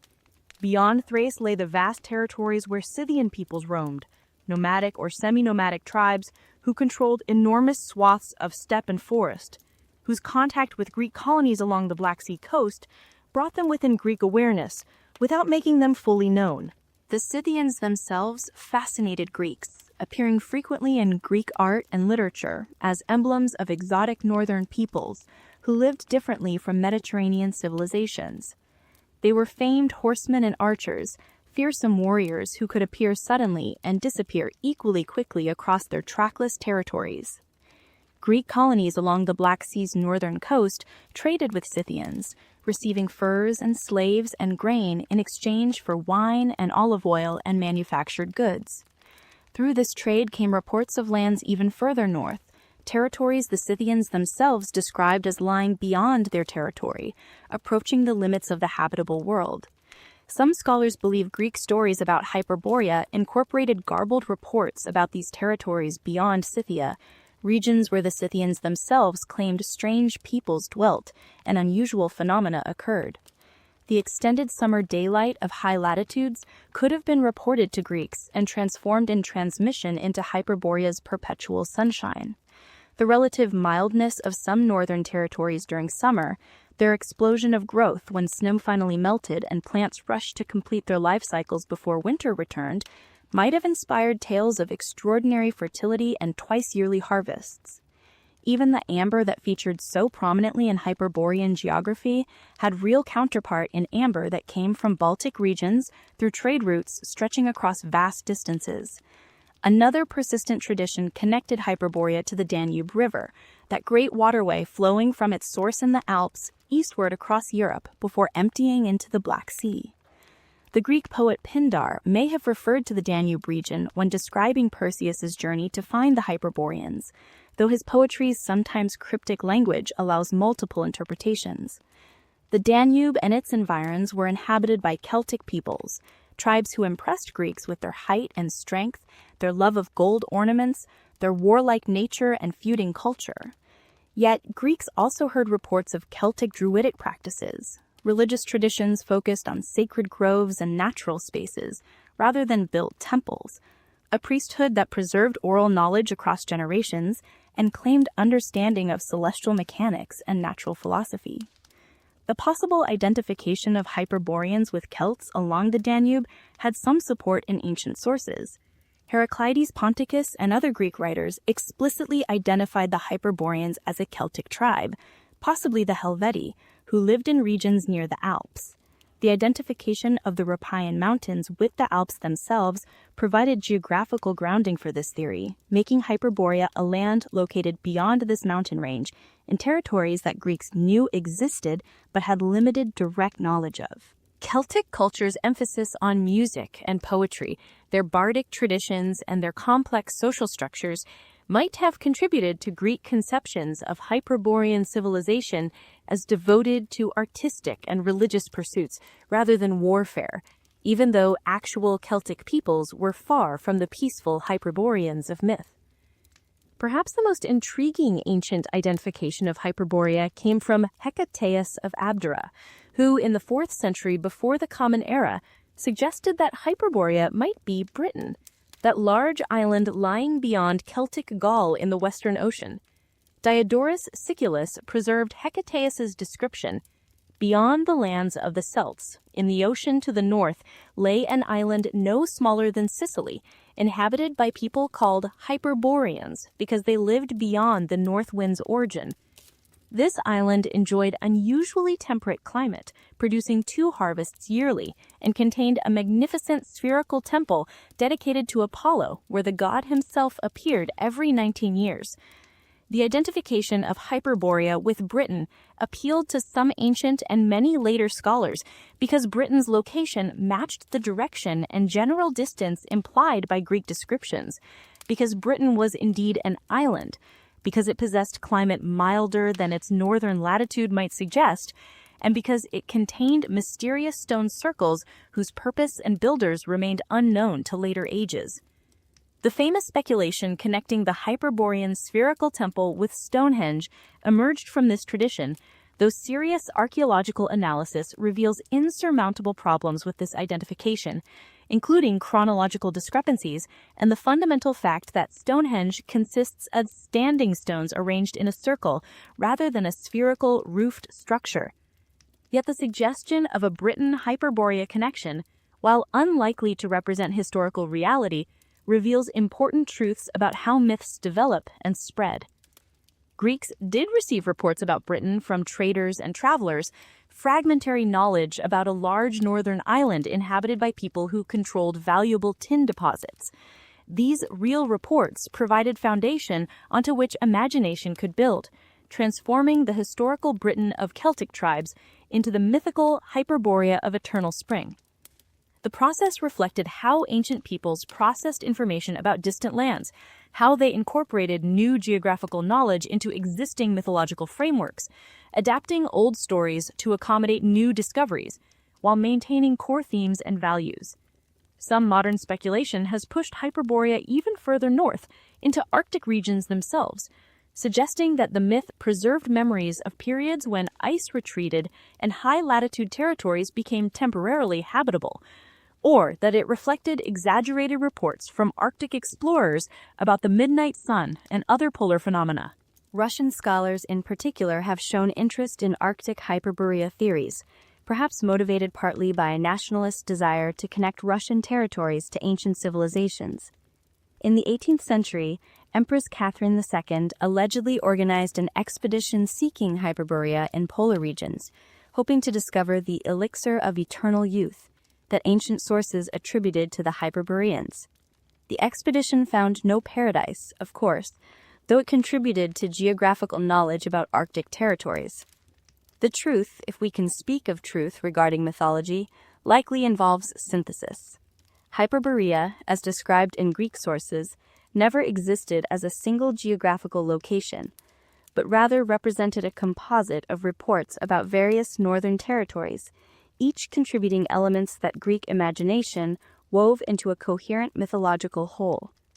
Real contact with northern peoples, real knowledge of extended Arctic daylight, real amber trade from Baltic regions, real Celtic culture along the Danube and in Britain, all these provided raw materials that myth transformed into something more meaningful than simple geography, a territory of imagination where Greek values and yearnings found perfect expression. The geographic mystery of Hyperborea ultimately mattered less than its symbolic significance. Whether Hyperborea lay beyond the Black Sea or along the Danube, whether it was Britain or the Arctic or nowhere at all in physical terms, its true location was in the realm of ideals and aspirations, a territory mapped by philosophy rather than coordinates, defined by values rather than boundaries. This land beyond the north wind existed wherever humans imagined perfection, wherever they conceived of life freed from suffering and struggle, wherever they dreamed of harmony between humanity and divine, between individual and community, between civilization and nature. The symbolism embedded in Hyperborea's mythology operated on multiple levels, each revealing different aspects of Greek thought and culture. At its most basic level, Hyperborea represented the Golden Age, that earliest epoch of human existence when, according to Hesiod and other ancient poets, humanity lived in perfect harmony with nature and the gods, free from toil and suffering, enjoying lives of ease and abundance that ended gently like sleep. Later ages had seen progressive decline, humanity falling from gold through silver and bronze to the Iron Age of Hesiod's own time, when hardship and struggle defined existence, when humans must work desperately merely to survive, when violence and injustice corrupted social relations. But while the Golden Age lay in the past, irretrievable and lost to all except perhaps the gods' favorites, who might be transported to the Isles of the Blessed at death, Hyperborea existed in the present, contemporary with Greek civilization though distant from it. This geographical rather than temporal displacement of paradise allowed for different narrative possibilities. The past was closed, inaccessible to all but memory, but distant lands might theoretically be reached, might still harbor conditions that elsewhere had vanished. Heroes could journey to Hyperborea. Priests like Oberus could travel from it to Greece, maintaining connection, however tenuous, between fallen world and preserved paradise. This hope of contemporary paradise existing somewhere just beyond current knowledge persisted across cultures and millennia. Every age has generated tales of distant utopias, whether Atlantis beneath the waves, El Dorado in unexplored jungles, Shangri-La hidden in Himalayan vastness, or Hyperborea beyond the north wind. These myths serve crucial psychological and cultural functions, providing alternatives to present imperfection, offering visions of how life might be if only we could reach that distant shore or recover that lost wisdom. They inspire exploration and philosophy, encourage reform and imagination, remind us that current arrangements need not be eternal, that better ways of living remain, at least theoretically, possible. Hyperborea's specific connection to the north carried its own symbolic weight. In Indo-European traditions, which formed the cultural substrate of Greek civilization, the north often held sacred significance associated with cosmic mountains and divine realms. Mount Meru in Indian mythology, the cosmic mountain that served as axis of the universe, lay to the north. Similar concepts appeared in Iranian traditions, in Germanic myth, in Celtic legend, suggesting deep cultural roots for northern sacred geography. The Greeks inherited these associations, adapting them to Mediterranean context, but maintaining the sense that the North harbored a special spiritual significance, that ultimate truth and divine presence might be found in those cold regions so different from their sunny homeland. Apollo's connection to Hyperborea gave the northern symbolism specifically Greek coloring. Apollo represented light, reason, music, prophetic truth, ordered beauty, and rational understanding. His cult promoted values the Greeks considered distinctively civilized: moderation, self-knowledge, intellectual clarity, artistic refinement. That Apollo chose Hyperborea as his winter retreat, that he found his most perfect worshippers among the Hyperboreans, that their entire civilization oriented around him, suggested that Hyperborea embodied Apollonian ideals in pure form. It was a land where reason prevailed without struggle, where beauty emerged spontaneously, where knowledge flowed from divine source without need for difficult philosophical inquiry, where harmony between all elements of existence required no effort because it was simply the natural state. Yet Apollo's northern journey during winter months also carried symbolic meaning related to seasonal cycles and solar patterns. Apollo, as god of light and sun, left Greece during the darkest season, his absence explaining winter's cold and darkness, his eventual return bringing spring's renewal. This mythological pattern reflected observable solar progression through the year, the sun declining toward the southern horizon in winter before reversing course and rising higher in spring and summer. That Apollo spent his absence in Hyperborea, in that land of perpetual light, suggested that even when darkness covered southern territories, light continued to exist somewhere, that illumination, both physical and spiritual, never entirely vanished, but only withdrew temporarily to distant realms from which it would inevitably return. The philosophical dimensions of Hyperborea connected to Greek utopian thinking and social criticism. Descriptions of Hyperborean society, with its freedom from warfare and toil, its devotion to art and religion, its perfect harmony and longevity, implicitly critiqued Greek civilization's failings and suggested alternatives. If the Hyperboreans could live in peace, why must Greeks engage in constant warfare? If Hyperborean land provided abundance without exploitation, what did that suggest about Greek agricultural practices and property relations? If Hyperboreans devoted themselves to music and worship, achieving wisdom and happiness thereby, did that not question Greek emphasis on commerce and political maneuvering? These critical undertones remained largely implicit rather than explicit. Greek writers did not typically hold up Hyperborea as a model to be directly imitated or a standard against which to judge Greek civilization harshly. But the very existence of this alternative vision, this image of radically different social organization producing superior results, created space for questioning and imagination. Philosophers could point to Hyperborean example when arguing for social reforms. Artists could evoke it when critiquing cultural decadence. Religious leaders could reference it when calling for renewed piety. The myth thus functioned as cultural reserve, a resource to be drawn upon when circumstances required envisioning alternatives to status quo. Modern resonances of Hyperborea demonstrate myth's continuing vitality and adaptability. The name and concept have been appropriated by various movements and ideologies, some benign and others deeply problematic.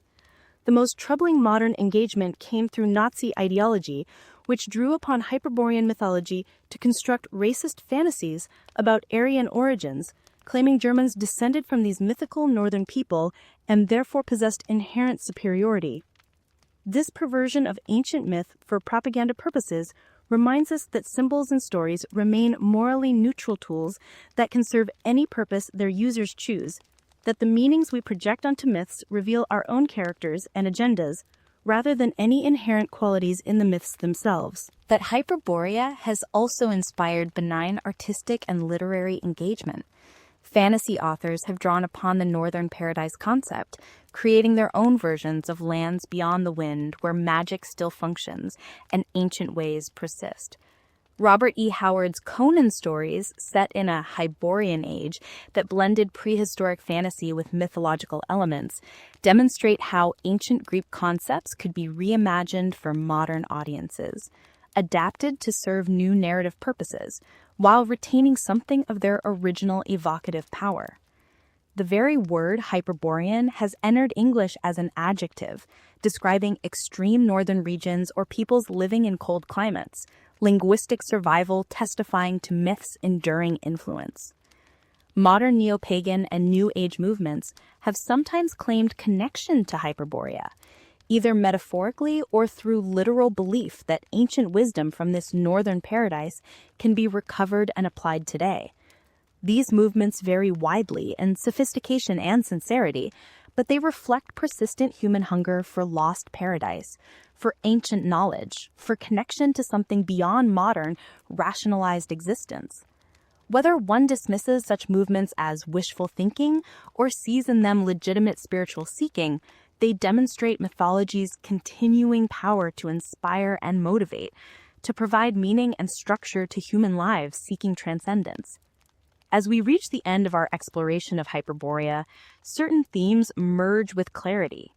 This land beyond the north wind served ancient Greeks as space for imagining perfection, for projecting ideals onto distant geography where they might exist uncontaminated by the compromises and failures that characterize actual human societies.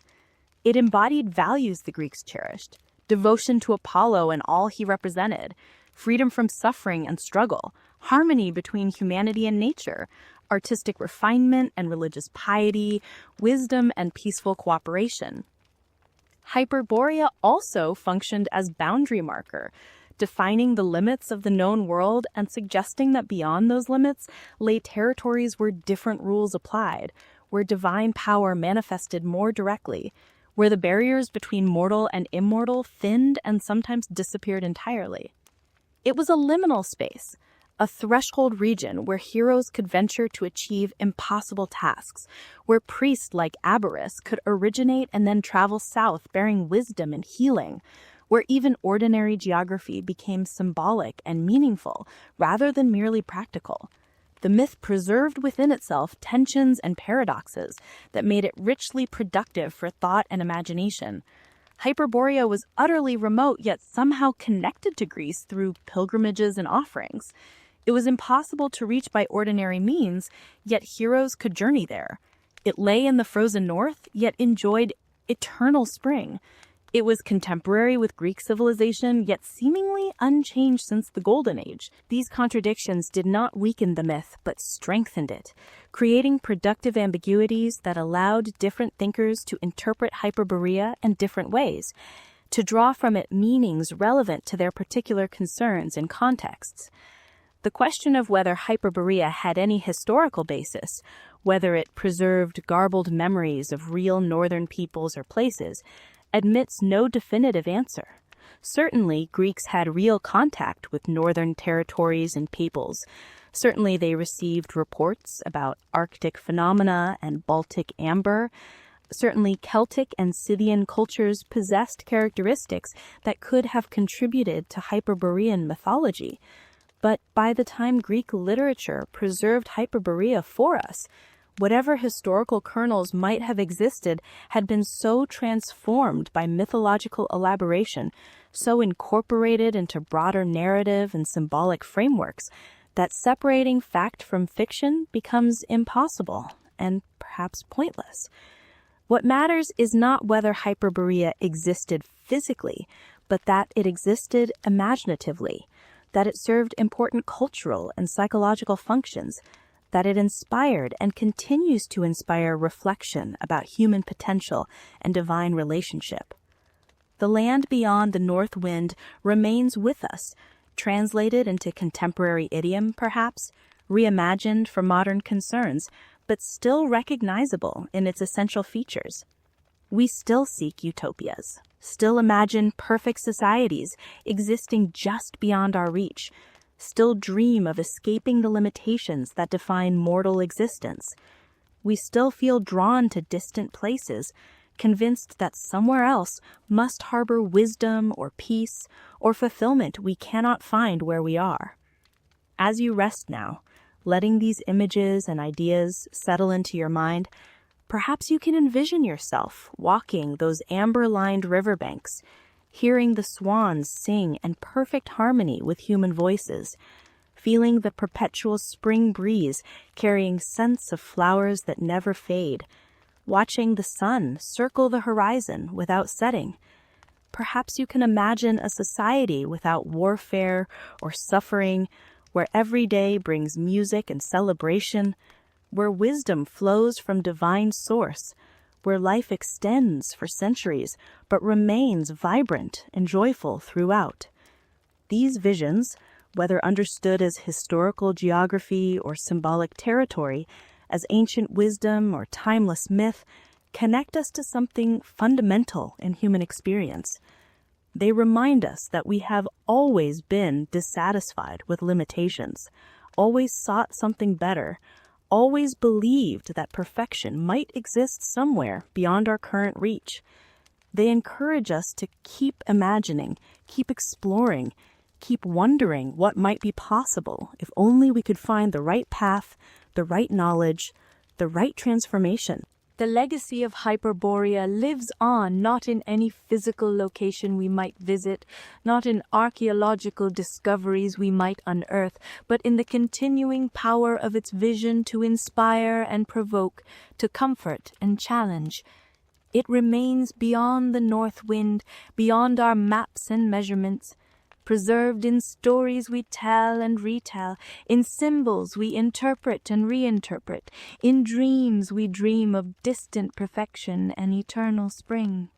And so we conclude our journey to Hyperborea, that blessed land where Apollo dances through endless days, where swans sing with voices more beautiful than any earthly bird possesses, where humanity lives in harmony with divine order, where the north wind's chill cannot penetrate, where eternal spring maintains its gentle reign.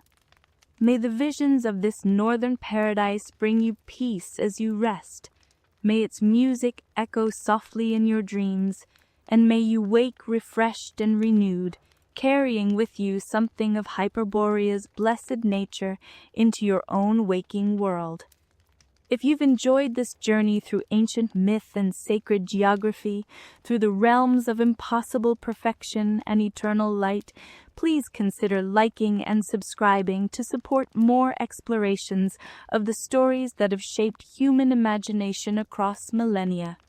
Rest well, dream peacefully, and remember that somewhere beyond the north wind, in spaces both geographical and spiritual, the vision of perfection endures, waiting patiently for those with wisdom and courage enough to seek it. Sleep now, and let the eternal spring of Hyperborea embrace you with its gentle warmth. The earliest and perhaps most persistent tradition placed Hyperborea somewhere beyond Thrace, in territories north of the Black Sea that Greeks knew only through indirect contact and fragmentary reports brought back by traders and travelers who ventured into these distant regions. Thrace itself, that mountainous region on the northern edge of the Greek world, was home to peoples the Greeks considered barbarous, though not without culture or capability. The Thracians had their own rich traditions, their own gods and heroes, their own forms of social organization that differed from Greek models but functioned effectively within their own context. Beyond Thrace, however, lay territories even less known, vast expanses where Scythian peoples roamed across steppes and forests that seemed to stretch endlessly toward horizons no Greek had reached. The Scythians themselves fascinated Greeks, appearing frequently in Greek art and literature as emblems of exotic northern peoples who lived according to principles radically different from Mediterranean civilizations.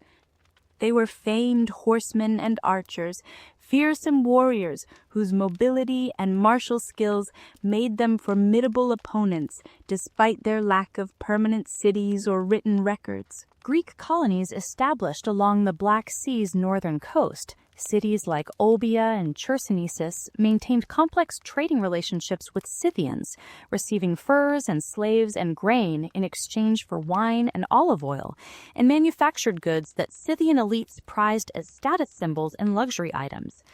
Through this trade came reports of lands even further north, territories the Scythians themselves described as lying beyond their grazing lands and hunting grounds, approaching the limits of the habitable world. The Scythians spoke of forests so dense that sunlight barely penetrated to the ground, of rivers wider than any known in Greece, of peoples stranger even than themselves who dwelt in these remote regions. These reports, transmitted through multiple languages and cultural contexts, inevitably became distorted and embellished, factual observations mixing with legendary elements until distinguishing one from the other became impossible for Greeks receiving information third-hand or fourth-hand. Some scholars believe these reports about northern territories contributed to the Hyperborean mythology. The extended summer daylight of high latitudes, where the sun barely sets during warmest months, could have been transformed through transmission into tales of perpetual sunshine. Similarly, the intense but brief explosion of plant growth when Arctic snow melts might have inspired stories of extraordinary fertility, especially if travelers visited only during productive summer months without witnessing the harsh winters that followed.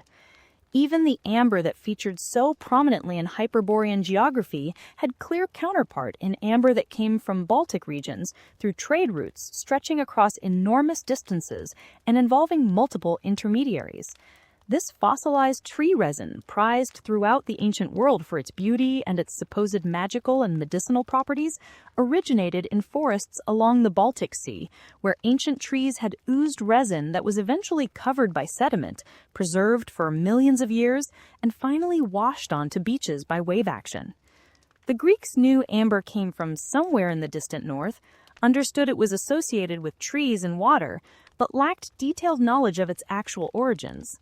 The myth of amber-weeping poplar trees along the Eridanus River, tears shed by the Heliads mourning their brother Phaeton, provided mythological explanation for this northern product's existence while connecting it to broader narratives about divine tragedy and transformation. Another persistent tradition connected Hyperborea to the Danube River, that great waterway flowing from its source in the Alps eastward across Europe before emptying into the Black Sea after traversing nearly 2,000 miles. The Danube Valley and its surroundings were inhabited by Celtic peoples, numerous tribes who impressed Greeks with their physical stature, their elaborate gold ornaments, their fierce warrior culture, and complex social organization.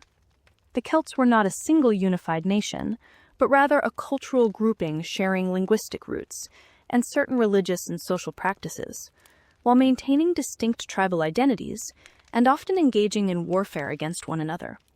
The Greek poet Pindar may have referred to the Danube region when describing Perseus's journey to find the Hyperboreans, though his poetry's sometimes enigmatic language and symbolic imagery allow multiple interpretations and have generated scholarly debate lasting centuries.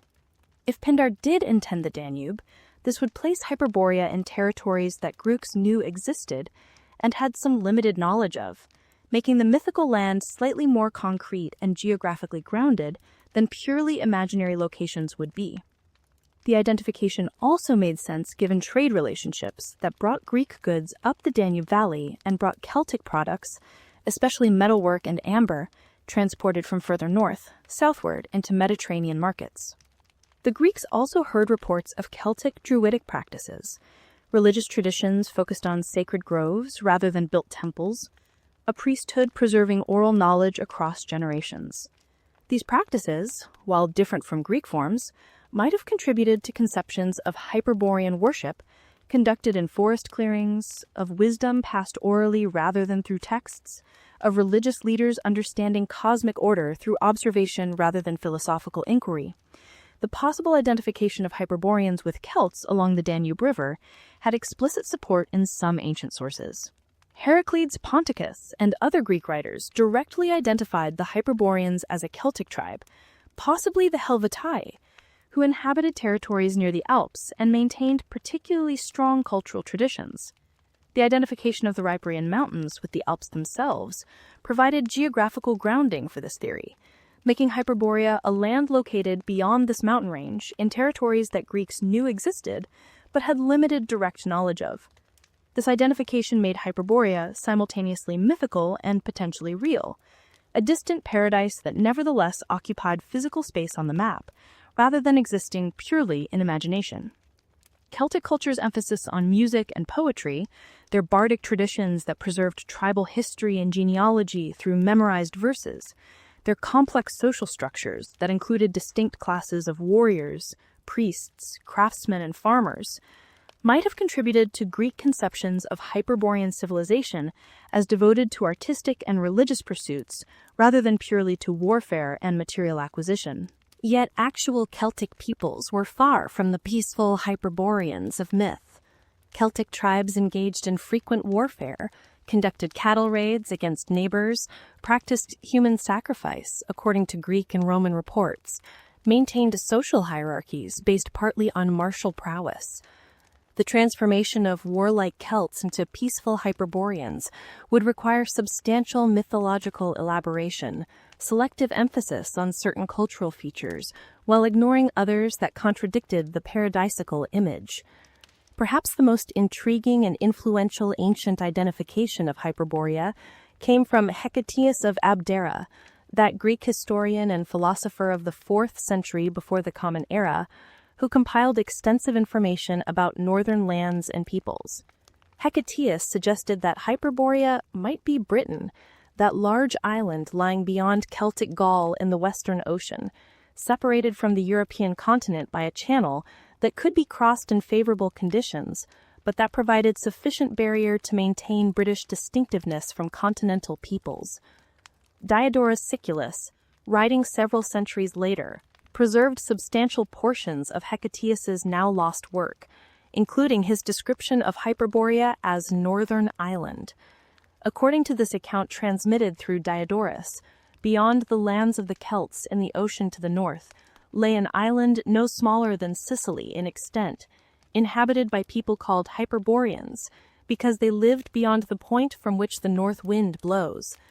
This island enjoyed unusually temperate climate, despite its northern location, producing 2 harvests yearly due to soil fertility and favorable conditions. The inhabitants spoke a language peculiar to themselves, maintaining cultural distinctiveness from neighboring peoples, yet they were particularly friendly toward Greeks, suggesting ancient contacts and positive relationships between Hyperboreans and Mediterranean civilizations. Most remarkably, Hecataeus's account described a magnificent sacred precinct of Apollo on this island, containing a notable temple adorned with many votive offerings and distinguished by its spherical shape. This architectural detail, the spherical temple, became focal point for later speculation about Hyperborea's location and identity. In the 19th and 20th centuries, some scholars and popular writers seized upon this detail to identify the Hyperborean temple with Stonehenge, that famous prehistoric monument on the Salisbury Plain in southern Britain, consisting of massive standing stones arranged in circular pattern, its construction requiring organizational capabilities and engineering knowledge that still impress modern observers. The speculation connecting Hyperborea's spherical temple to Stonehenge had superficial appeal. Stonehenge was northern, circular, and demonstrated sophisticated astronomical knowledge with its solstice alignments. The 19-year Metonic cycle could be observed at its latitude. Yet serious analysis reveals problems. Stonehenge predated Greek accounts by millennia, was built by non-Celtic peoples, and Britain's climate hardly matched descriptions of eternal spring. The monument consists of standing stones rather than a roofed spherical structure. Modern archaeologists, including Aubrey Burrell, have largely rejected this identification, with Burrell suggesting the Callanish stones in the Hebrides as a better candidate if any British site could be connected, though even this faces similar chronological and cultural difficulties. What the Britain hypothesis does demonstrate, however, is that Greeks genuinely knew of Britain's existence and had received reports about its geography, climate, and inhabitants. Trade in Cornish tin brought Britain into Mediterranean commercial networks, creating pathways for information as well as goods. Greek and later Roman knowledge of Britain, while limited and often inaccurate in details, was sufficient to make the island a plausible location for mythical territories. The Britain-Hyperborea connection thus reflects real geographical knowledge that Greeks possessed, real trade contacts that brought northern products southward and Mediterranean goods northward, even if the specific identification of Britain as Hyperborea represented imaginative elaboration rather than factual reporting.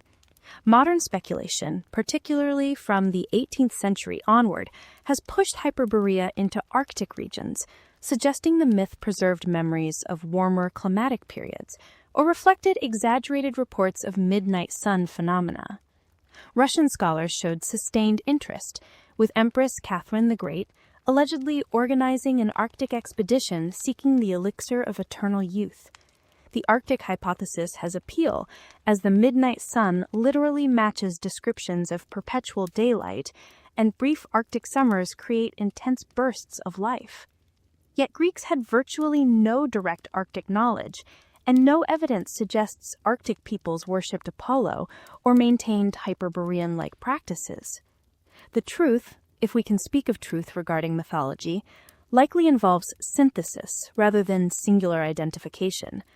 Hyperborea, as described in Greek sources, never existed as a single geographical location, but rather represented a composite, a mythological construct, incorporating elements from various northern territories and peoples, each contributing features that Greek imagination wove into a coherent whole that served cultural and psychological needs more effectively than accurate geography ever could. Real contact with Scythian peoples beyond the Black Sea, bringing reports of vast steppes and dense forests, of people who lived by herding and hunting rather than settled agriculture, contributed to Greek understanding that the North harbored territories fundamentally different from Mediterranean lands. Real knowledge of extended summer daylight in high latitudes, transmitted through trade networks, provided basis for tales of perpetual illumination. Real amber trade from Baltic regions, bringing that precious golden resin southward through elaborate trading chains, gave physical substance to stories of amber-reaping trees beside northern rivers. Real Celtic culture along the Danube and in Britain, with its emphasis on oral tradition and sacred groves, its priesthood claiming astronomical knowledge and connection to natural forces, its artistic sophistication evident in metalwork and poetry, all these provided raw materials that myth transformed into something more meaningful than simple ethnography. The geographic mystery of Hyperborea ultimately mattered less than its symbolic significance. Its function within Greek thought and culture as space for exploring fundamental questions about human nature, social organization, relationship with the divine, and the possibilities for transcending the limitations that defined ordinary existence. Whether Hyperborea lay beyond the Black Sea or along the Danube, whether it was Britain or the Arctic or nowhere at all in physical terms, its true location existed in the realm of ideals and aspirations, a territory mapped by philosophy rather than coordinates, defined by values rather than boundaries, shaped by human longing rather than geological forces. The symbolism embedded in Hyperborea's mythology operated on multiple interconnected levels, each revealing different aspects of Greek thought and culture, each speaking to different concerns that occupied ancient minds seeking to understand their place in the cosmos and their relationship to powers greater than themselves. At its most fundamental level, Hyperborea represented the Golden Age, that earliest epoch when humanity lived in perfect harmony with nature and the gods. Hesiod described this original state when Cronus ruled, humans living like gods without care, experiencing neither toil nor suffering, the earth providing abundantly while people feasted continuously. Death came gently as sleep rather than fearfully. This was humanity's original design before corruption and decline led through successive ages to Hesiod's own Iron Age of hardship and struggle. Yet Hyperborea offered something more hopeful than nostalgia for irretrievable past. While the Golden Age lay buried in temporal distance, Hyperborea existed in the present, contemporary with Greek civilization though geographically distant. This crucial distinction transformed the myth's function. The past was closed, but distant lands remained theoretically reachable. Under proper circumstances, with divine favor, one might actually journey there and experience directly what otherwise survived only in stories. This hope of contemporary paradise existing somewhere just beyond current knowledge has persisted across cultures and millennia, taking different forms in different contexts, but always serving similar psychological functions. Every age, every culture, has generated tales of distant utopias that exist not in the lost past, but in the unknown present, waiting to be discovered by those fortunate or brave or blessed enough to reach them.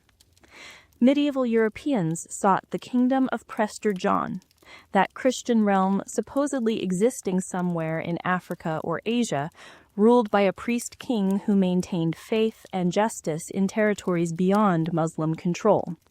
Explorers sailing to the Americas searched for El Dorado, that golden city hidden in unexplored jungles, or the fountain of youth that promised eternal life to those who found and drank from its waters. Travelers to Asia sought Shangri-La, that hidden valley in Himalayan vastness where time moves slowly and life extended far beyond ordinary spans. These myths serve crucial psychological and cultural functions that explain their persistence despite repeated failures to discover the paradises they describe. They provide alternatives to present imperfection, demonstrating that current arrangements are not inevitable, that better ways of organizing society and conducting life remain at least theoretically possible. They inspire exploration and innovation, driving people to venture beyond known territories, to question accepted limitations, to imagine possibilities that conventional wisdom denies. They encourage reform and improvement, offering visions of what life might be if only we could recreate here the conditions that supposedly exist there. If only we could learn the wisdom or adopt the practices that make paradise possible. They preserve hope, even in darkest times, reminding us that somewhere, somehow, perfection might exist, even if we cannot currently reach it. Hyperborea's specific connection to the north carried its own symbolic weight, rooted in ancient Indo-European traditions that formed the cultural substrate from which Greek civilization emerged. In these ancestral traditions, which archaeological and linguistic evidence suggests stretched from India through Iran and Anatolia into Europe, the North often held sacred significance, associated with cosmic mountains and divine realms that served as axis mundi, the center and origin point of universal order. Mount Meru in Indian mythology, that cosmic mountain located to the north which served as axis around which sun and stars revolved, represented the dwelling place of gods and the source from which creation flowed. Similar concepts appeared in Iranian traditions with their own sacred mountains, in Germanic myth with its world tree Yggdrasil, in Celtic legend with its otherworldly islands lying to the north or west across mysterious waters. The Greeks inherited these associations with northern sacred geography, adapting them to Mediterranean contexts, but maintaining fundamental sense that the north harbored special spiritual significance, that ultimate truth and divine presence might be found in those cold regions so different from their sunny homeland. This northern orientation inverted what might seem natural for Mediterranean peoples, who could have been expected to locate paradise in warm southern territories or blessed eastern lands where the sun rose. But the inheritance of Indo-European cosmological patterns, combined with actual experience of trade contacts with northern peoples who brought valuable goods like amber and furs, created cultural predisposition to imagine that territories lying beyond immediate knowledge harbored wonders and wisdom that civilized southern lands had lost or never possessed. Apollo's connection to Hyperborea gave the northern symbolism specifically Greek coloring, transforming general Indo-European patterns into distinctively Hellenic mythology. Apollo represented light and reason, music and prophecy, healing and purification, ordered beauty and rational understanding, all the values that Greeks considered distinctively civilized and particularly worth cultivating. His cult promoted ideals of moderation and self-knowledge captured in famous inscriptions at his Delphic sanctuary. Know thyself, and nothing in excess, maxims that encapsulated Greek ethical philosophy's emphasis on self-awareness and balanced living. That Apollo chose Hyperborea as his winter retreat, that he found his most perfect worshippers among the Hyperboreans, that their entire civilization oriented around him, suggested that Hyperborea embodied Apollonian ideals in pure form, uncontaminated by competing values or compromising necessities. It was a land where reason prevailed without struggle against irrational forces, where beauty emerged spontaneously without requiring effort or sacrifice, where knowledge flowed from divine source without need for difficult philosophical inquiry or scientific investigation, where harmony between all elements of existence required no enforcement because it simply represented natural state, the way things were meant to be, and remained in this blessed territory. Yet Apollo's northern journey during winter months also carried symbolic meaning related to seasonal cycles and solar patterns that every ancient person understood intimately. Apollo, as god of light and sun, left Greece during the darkest season, his absence coinciding with and perhaps causing winter's cold and darkness. Without Apollo present, the oracle at Delphi fell silent, Dionysus taking temporary custody of the sanctuary, while the god of rational order withdrew to his northern paradise. This annual cycle, Apollo departing in autumn and returning in spring, perfectly paralleled the sun's apparent movement through the year, declining toward the southern horizon in winter before reversing course and rising higher in spring and summer, bringing warmth and light that allowed life to flourish once more. The mythological pattern reflected and explained observable solar progression, transforming astronomical phenomena into divine narrative that made abstract patterns comprehensible and meaningful.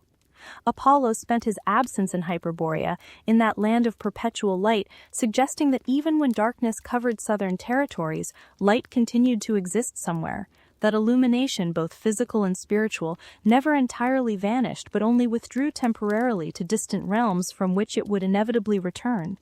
The cyclical nature of Apollo's journey embodied the fundamental rhythm of existence itself, the pattern of departure and return, loss and recovery, darkness and light that governed natural world and human experience alike. The philosophical dimensions of Hyperborea connected to Greek utopian thinking and social criticism that became increasingly sophisticated as Greek civilization matured. Descriptions of Hyperborean society, with its freedom from warfare and toil, its devotion to art and religion, its perfect harmony and extraordinary longevity, implicitly critiqued Greek civilization's failings and suggested alternatives to current arrangements. If the Hyperboreans could live in peace for centuries, why must Greeks engage in constant warfare that consumed resources and destroyed lives? If Hyperborean land provided abundance without exploitation or backbreaking labor, what did that suggest about Greek agricultural practices and property relations that created wealth for some while condemning others to grinding poverty? If Hyperboreans devoted themselves to music and worship, achieving wisdom and happiness thereby, did that not question Greek emphasis on commerce and political maneuvering and military conquest? These critical undertones remained largely implicit rather than explicit in most ancient sources. Greek writers did not typically hold up Hyperborea as direct model to be imitated or standard against which to judge Greek civilization harshly. The myth functioned more subtly, creating imaginative space for alternatives rather than programmatic blueprint for reform. But the very existence of this alternative vision, this image of radically different social organization producing superior results in terms of happiness and longevity and harmony, inevitably raised questions about whether current Greek arrangements represented the only or best possible way to organize society. Philosophers could point to Hyperborean example when arguing for social reforms, suggesting that values like peace and artistic cultivation deserved priority over military expansion or commercial profit. Artists could evoke Hyperborea when critiquing cultural decadence, contrasting the pure devotion to Apollo and music with corruption and vulgar entertainment that they saw degrading contemporary culture. Religious leaders could reference Hyperborean piety when calling for renewed commitment to traditional worship and values, holding up these distant northerners as exemplars of proper relationship with the divine. The myth thus functioned as cultural reserve, a resource to be drawn upon when circumstances required envisioning alternatives to status quo, a ready-made counterexample to claims that current arrangements were natural or inevitable or best. Greek society depended on burdensome labor, agriculture requiring endless cycles of ploughing and harvesting, craftsmen spending long hours at demanding work. Even wealthy citizens managing estates faced consuming obligations. The Greeks dreamed of liberation from this burden. Their myths emphasized freedom from toil as paradise's central component. In Hyperborea, land provided abundantly without cultivation, eliminating economic struggle, allowing the population to devote itself to music, dance, and religious celebration that Greeks valued but could indulge only during stolen leisure hours. This fantasy spoke to deep desire for liberation from necessity, for transcendence of the constraint that condemned humanity to earn sustenance through sweat and toil. Hyperboreans escaped this curse, living where Earth's generosity eliminated sweating labor, where life's purpose came from choice rather than necessity. This represented serious philosophical question: what would humans do if freed from labor's tyranny? Hyperborea suggested they would naturally turn to art and worship, implying these represented our true nature, rather than the endless material striving that actually occupied most human lives. Hyperborean longevity represented middle ground between mortal and divine existence. Living for centuries rather than decades, they could accumulate extraordinary wisdom and master arts impossible in brief, ordinary lives. Yet because death still came eventually, they avoided immortality's potential ennui, maintaining engagement precisely because existence would end. The voluntary nature of their death, leaping garlanded into sacred waters when ready, transformed mortality from curse into final freedom, from defeat into autonomy, from feared experience into joyful transition. Transformation into swans suggested death meant metamorphosis rather than extinction, continuation in different form rather than absolute ending. The relationship between Hyperboreans and divine order manifested most clearly in their exclusive devotion to Apollo and their freedom from Nemesis, that goddess who punished hubris and ensured that mortals who overreached received appropriate comeuppance. Hyperboreans lived without fear of Nemesis, according to ancient sources, suggesting either that they never committed hubris requiring punishment, or that they had achieved such perfect harmony with divine will that conflict between human desire and cosmic order simply could not arise. Their lives represented perfect alignment with Apollonian values, their existence expressing in human form the ideals of moderation, self-knowledge, artistic beauty, rational order, and spiritual devotion that Apollo himself embodied.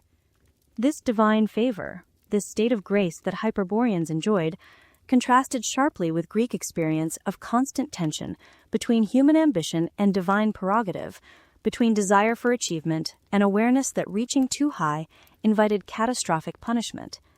Greek mythology overflowed with cautionary tales about mortals who challenged gods or exceeded proper bounds and suffered terribly as a result. Prometheus chained to rock with eagle eating his liver daily for stealing fire. Arachne transformed into spider for claiming weaving skill superior to Athena's. Niobe losing all her children to divine arrows for boasting about her fertility. Tantalus eternally tormented with hunger and thirst for serving his son as feast to gods. These stories enforced the message that mortals must know their place, must respect boundaries between human and divine, must curb ambition and pride lest they provoke retaliation. But Hyperboreans lived beyond this dynamic entirely, not through humble submission that avoided giving offense, but through such perfect embodiment of divine values that no conflict could arise. They represented possibility of humans living as gods intended, fulfilling cosmic purpose without struggle or rebellion, achieving happiness through alignment rather than resistance. This vision offered alternative to either Greek acceptance of limitations or hubristic attempt to transcend them, suggesting third path where proper human nature perfectly matched divine order, where following one's own impulses led naturally to harmony rather than conflict, because those impulses themselves reflected divine will. The legacy of Hyperborea extends far beyond ancient Greece, rippling through Western cultural history in ways both obvious and subtle, shaping how successive ages have imagined distant lands and ancient wisdom, influencing everything from medieval cartography to Renaissance exploration narratives to modern fantasy literature and neo-pagan spirituality. The myth's persistence across more than 2 millennia testifies to its resonance with fundamental human concerns and longings that transcend any particular historical moment or cultural context, speaking to needs and questions that remain relevant however much surface conditions of life may change. In the Roman world that absorbed and transformed Greek culture, Hyperborea maintained its place in geographical imagination and literary tradition. Roman poets and historians repeated Greek accounts, sometimes adding their own elaborations or interpretations, but generally preserving the essential picture of a blessed northern land associated with Apollo and characterized by extraordinary natural abundance and human longevity. Pliny the Elder's encyclopedic natural history, compiled in the 1st century of the Common Era, devoted substantial space to Hyperborean lore, collecting and organizing information from various Greek sources and making it accessible to Roman audiences who might not read Greek or have access to original texts that Pliny consulted. Roman geographical knowledge expanded significantly beyond what Greeks had known, their military conquests and trade networks extending Roman power and influence across enormous territories from Britain to Mesopotamia, from the Rhine and Danube frontiers to the Sahara Desert, creating empires of unprecedented scale and integration. Yet this expansion of concrete geographical knowledge did not eliminate Hyperborea from Roman consciousness. Instead, the mythical land simply retreated before advancing boundaries of the known world, remaining always just beyond the edges of reliable information, occupying that perpetual frontier where knowledge gave way to speculation and imagination. When the Roman Empire converted to Christianity in the 4th century, Hyperborea might have been discarded with other pagan myths. Yet it persisted, preserved by medieval scholars familiar with classical texts, sometimes reinterpreted allegorically as distorted biblical memory or pagan foreshadowing of Christian revelation. Medieval cartography included Hyperborea on world maps, combining geography with theology and classical learning, helping fill unknown spaces in the northern reaches. The Renaissance brought renewed classical interest, humanist scholars encountering Hyperborea in original sources with new sophistication. They approached ancient texts with reverence, tempered by critical perspective, distinguishing reliable information from poetic embellishment. The age of exploration filled blank spaces on maps with increasingly accurate information, yet mythical locations simply retreated before advancing knowledge, maintaining existence in imagination by moving to territories not yet explored. Some explorers explicitly invoked classical precedents, including Hyperborea, when describing their discoveries or setting goals for their voyages. The hope of finding earthly paradise, of discovering the kingdom of Prester John or the Fountain of Youth, or other wonders that legend promised existed somewhere in unknown territories, motivated both the explorers who risked their lives on dangerous voyages and the patrons who financed such expeditions. Even when these hopes proved illusory, even when exploration repeatedly revealed that distant lands harbored no paradise but rather only different peoples living in different circumstances but sharing universal human limitations, the search continued, driven by conviction that somewhere, somehow, the legends must reflect some reality, however distorted by transmission and embellishment. 17th and 18th century cartographers continued including Hyperborea on some maps, particularly maps attempting to depict polar regions that remained largely unknown, even as equatorial and temperate zones became well charted. The famous Flemish cartographer Gerardus Mercator, whose projection revolutionized mapmaking and navigation, showed a large Arctic archipelago near the North Pole on some of his charts. This inclusion stemmed partly from a now-lost book by an English Franciscan friar entitled Inventio Fortunatae, which claimed to describe northern territories based on supposed 14th century travels. Whether the friar actually visited Arctic regions, or compiled his account from earlier sources, or simply invented his descriptions remains unknown, but his work influenced cartographic representation of the far north for generations. Mercator's Arctic islands, whether inspired by Hyperborean tradition or independent speculation about polar geography, demonstrate how mythological and geographical thinking remained intertwined even during the early modern period, when European knowledge was advancing rapidly. Maps served not only as practical tools for navigation, but also as encyclopedic summaries of all geographical knowledge, including traditional accounts whose accuracy remained uncertain.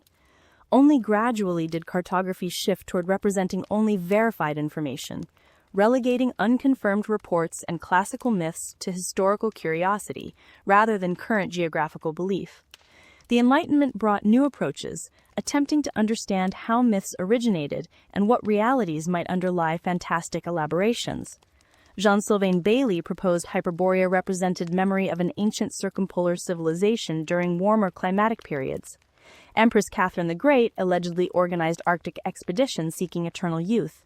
The 19th century brought romantic fascination with folklore and emerging nationalism seeking ancient roots. Indo-European linguistics demonstrated connections between Greek and other languages, suggesting common ancestral traditions. Some theorists proposed Hyperborea reflected memories of the Indo-European homeland from which related peoples dispersed. Yet this century also saw problematic racial appropriations, pseudoscientific theories incorporating Hyperborea into hierarchical racial frameworks.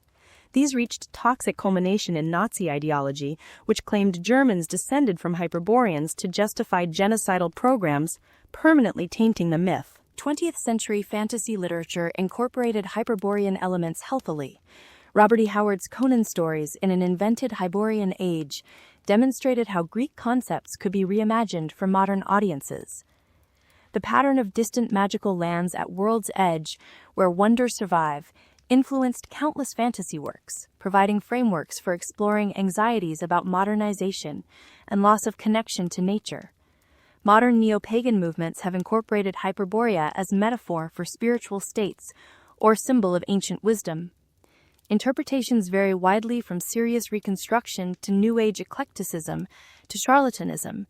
While legitimate spiritual seeking and mythological engagement deserve respect, modern movements risk misrepresenting traditions they claim to revive, projecting contemporary concerns onto ancient practices, or commodifying traditions for spiritual consumerism. In popular culture, Hyperborea appears occasionally in novels, films, and games, usually as exotic location or ancient power source, maintaining cultural presence even through superficial uses. As we draw toward the close of our journey through Hyperborea's mythology and meaning, certain themes emerge clearly.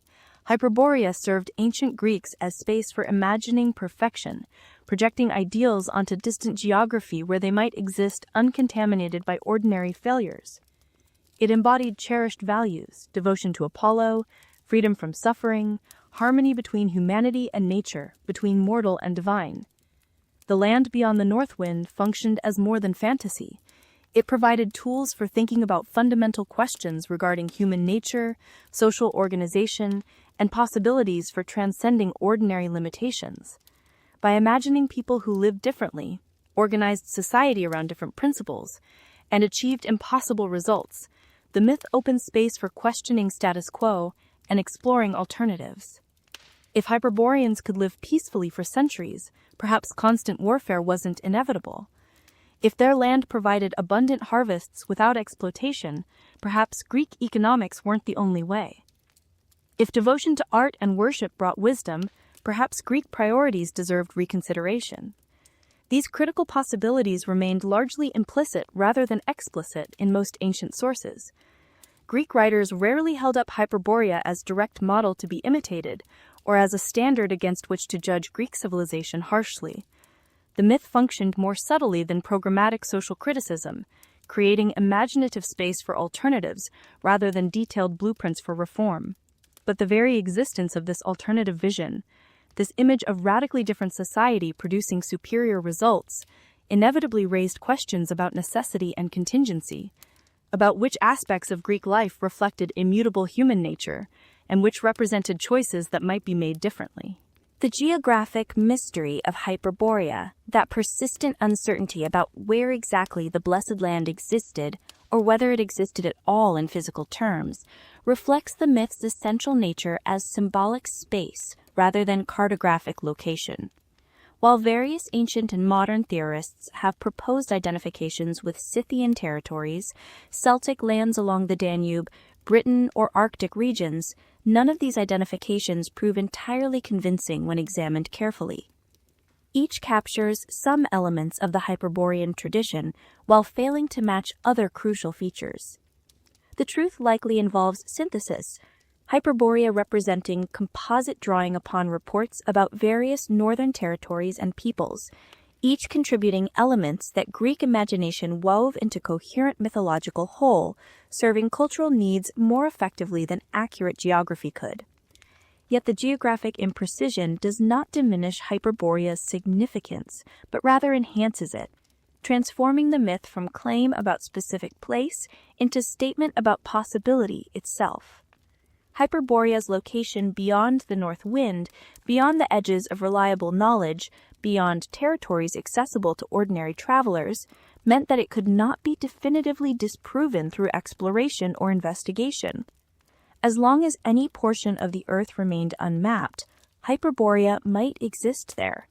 And even once exploration had charted all territories and proven that no physical place matched classical descriptions, Hyperborea could retreat into metaphysical or metaphorical space, becoming condition of consciousness rather than geographical location. State of grace available to those who achieved proper relationship with divine order rather than destination one might visit by ship or foot. This flexibility, this capacity to exist simultaneously as potential physical location and as spiritual or philosophical concept, helps explain Hyperborea's persistence across millennia. The myth adapts to serve different purposes in different contexts, answering various needs that human cultures generate. For ancient Greeks, it provided both explanation for seasonal cycles, particularly Apollo's annual absence during winter, and vision of perfected human existence that served as moral and social ideal.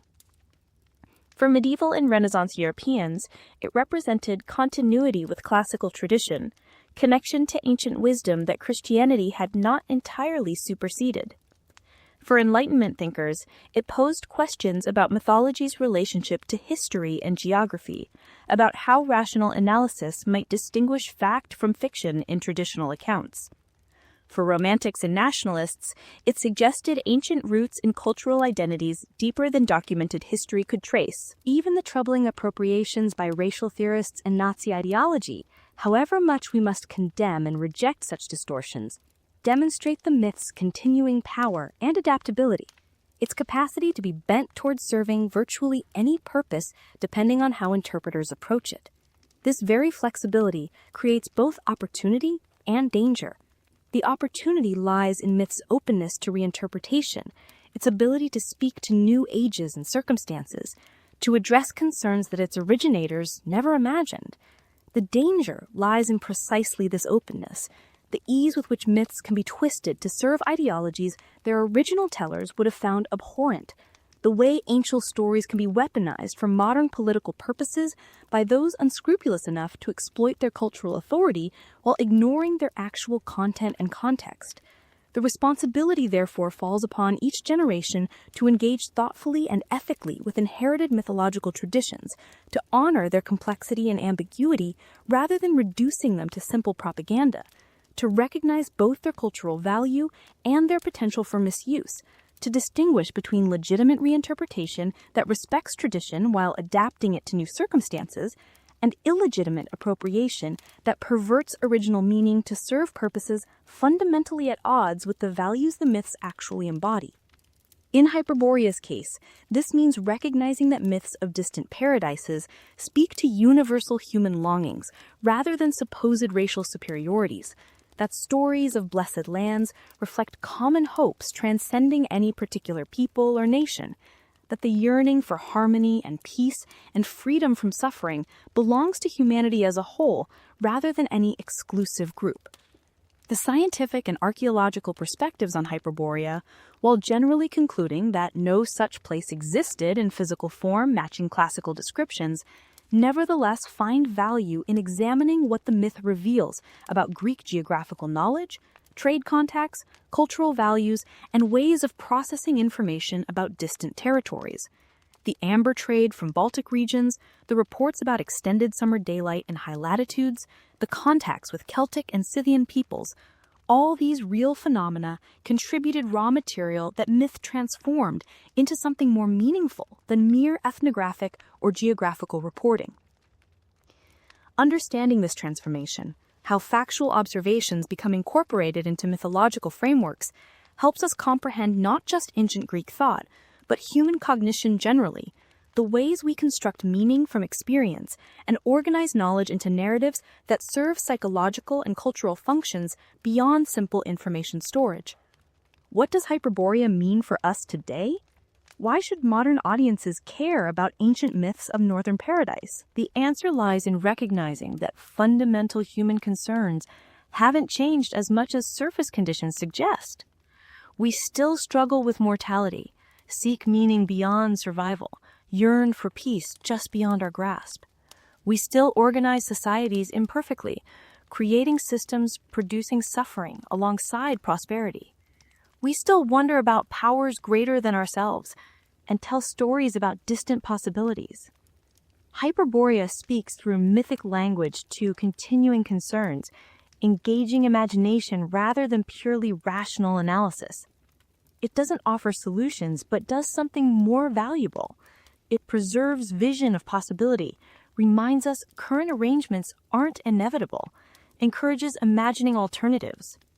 The environmental dimensions resonate particularly today, describing harmony between humans and nature, where abundance flows from generosity rather than exploitation. This idealized vision offers counterpoint to industrial civilization's problematic relationship with nature, reminding us that harmonious living represents worthy aspiration. The theme of longevity and voluntary death speaks to contemporary concerns about aging and medical technology. We've extended lifespan dramatically, yet haven't solved questions about meaning and quality of extended years, about when life becomes burden, about autonomy and facing death. Hyperborean customs represent one mythological answer to these questions, vision of death as chosen passage rather than enemy, resisted at all costs. The myth's emphasis on music, dance, and artistic devotion as central rather than peripheral to human flourishing challenges contemporary tendencies to treat art as luxury or entertainment, as something to be pursued only after more pressing practical concerns have been addressed. Hyperboreans organize their entire civilization around artistic and religious expression, making these the substance of daily life rather than occasional diversions from real business of survival and accumulation. While we cannot dismiss practical necessities that still require significant time and effort in real world lacking Hyperborea's magically abundant earth, the myth still questions whether we have proper priorities, whether our cultures sufficiently value and support artistic creation and spiritual development, whether economic considerations receive disproportionate weight in decisions about how to organize society and allocate resources. As this long exploration draws finally to its close, as we prepare to release our imaginative hold on that blessed land beyond the north wind and return our consciousness fully to present world with all its imperfections and possibilities, perhaps we can carry with us something of what Hyperborea represents. Not literal belief that such place existed or exists, not expectation that we might discover it through exploration or create it through social engineering, but rather the vision itself, the reminder that humans have always dreamed of better worlds, and that such dreams serve vital functions, even when unrealizable. The vision inspires us to question, to improve, to never quite accept that suffering and conflict and limitation are simply inevitable facts about which nothing can be done. It encourages us to value what Hyperboreans valued: beauty and harmony and devotion to powers greater than ourselves, even while recognizing that achieving such ideals proves infinitely more difficult in reality than in myth. The land beyond the North Wind remains beyond our reach, existing now as it always has in realm of imagination rather than geography, in space of aspiration rather than coordinates on map. But its existence in that realm proves no less real or valuable for being unvisitable by ship or foot. The myths we tell ourselves about possibility, about what might be if only conditions were different, shape how we understand present and envision future. They provide standards against which to measure current reality, goals towards which to strive, even knowing perfect achievement remains impossible, inspiration for continuing effort toward improvement, even when progress proves frustratingly slow and partial. And so we conclude our journey to Hyperborea, that exploration through ancient sources and scholarly speculation, through geographical mysteries and symbolic meanings, through historical appropriations and modern interpretations. We have walked beside the amber-weeping poplars along the Eridanus, have witnessed swans singing in perfect harmony with human voices, have stood before the spherical temple where Apollo himself came to dance through endless days, have crossed the Rhipaean Mountains guarded by griffins and one-eyed Arimaspi, have met the Hyperborean people in their eternal spring and learned of their extraordinary longevity and peaceful ways. We have followed Abaris on his southern journey, bearing Apollo's arrow in wisdom for healing body and soul. We have accompanied Perseus and Heracles on their northern quests to that land accessible only to heroes. We have examined the debates about location, considering Scythian territories and Celtic lands, Britain and Arctic regions, finally concluding that Hyperborea's true location lies in human imagination rather than on any physical map. We have explored the myth's symbolic dimensions, understanding how it expressed Greek values and provided space for questioning social arrangements, how it connected to Indo-European traditions about sacred northern geography, how it embodied Apollonian ideals of light and reason and artistic perfection. We have traced its legacy through Western cultural history, from Roman preservation through medieval cartography and Renaissance humanism to Enlightenment speculation and Romantic nationalism, acknowledging both serious scholarly engagement and troubling appropriations for racial ideology. And we have reflected on contemporary relevance, on what ancient myths about distant paradises might still mean for modern audiences grappling with continuing questions about mortality and meaning, society and nature, possibility and limitation. May these visions of the northern paradise bring you peace as you rest. May the music of that blessed land echo softly in your consciousness. May you find in sleep the refreshment and renewal that comes from releasing daytime concerns and allowing mind to wander through realms where ordinary limitations no longer bind. The Hyperboreans live still in stories and imagination, in the human capacity to envision alternatives to present conditions, in the perennial hope that somewhere, somehow, perfection might be possible. That hope, that vision, that capacity for imagining better worlds represents perhaps the most valuable legacy that Hyperborea and myths like it preserve across centuries and millennia. Gift from ancient past to uncertain future, reminder that humans have always dreamed of paradise, and that such dreams, however unrealizable in literal form, serve essential functions in human consciousness and culture. Sleep now, and let the eternal sprint of Hyperborea embrace you with its gentle warmth. Let Apollo's music guide you through peaceful dreams. Let the swan's perfect harmonies carry you into deep and restful slumber. And when you wake, refreshed and renewed, carry with you something of that northern vision, that reminder that better worlds remain possible even if distant, that hope and aspiration and the capacity to imagine alternatives represent among humanity's most precious qualities, worth preserving and cultivating, however much present circumstances might tempt towards cynicism or despair.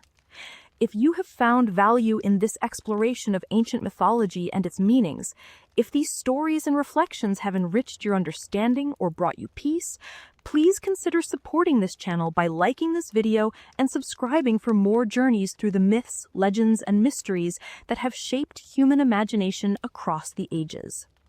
Your support allows us to continue creating these long-form contemplative explorations of the stories that connect us to our ancestors and to the perennial questions that every generation must answer anew. Share this with others who might appreciate such journeys, who seek calm atmospheric content for relaxation or sleep, who find meaning in myths and wisdom in ancient stories. Rest well, dream peacefully, and remember that somewhere beyond the north wind, in spaces both geographical and spiritual, the vision of perfection endures, waiting patiently for those with wisdom and courage enough to seek it, for those with imagination enough to keep the dream alive, for those with hope enough to believe that better worlds remain possible, however distant they may seem. The land of eternal spring, where Apollo dances and swans sing, and humanity lives in harmony with divine order, exists now and always in the realm where myths live, in the space between memory and aspiration, in the human heart that refuses to accept that suffering and limitation represent the final word on what life can be. Sleep now in peace, and let Hyperborea's gentle light illuminate your dreams until morning comes and calls you back to waking world, carrying within you something of that blessed northern vision to sustain you through whatever challenges the new day may bring.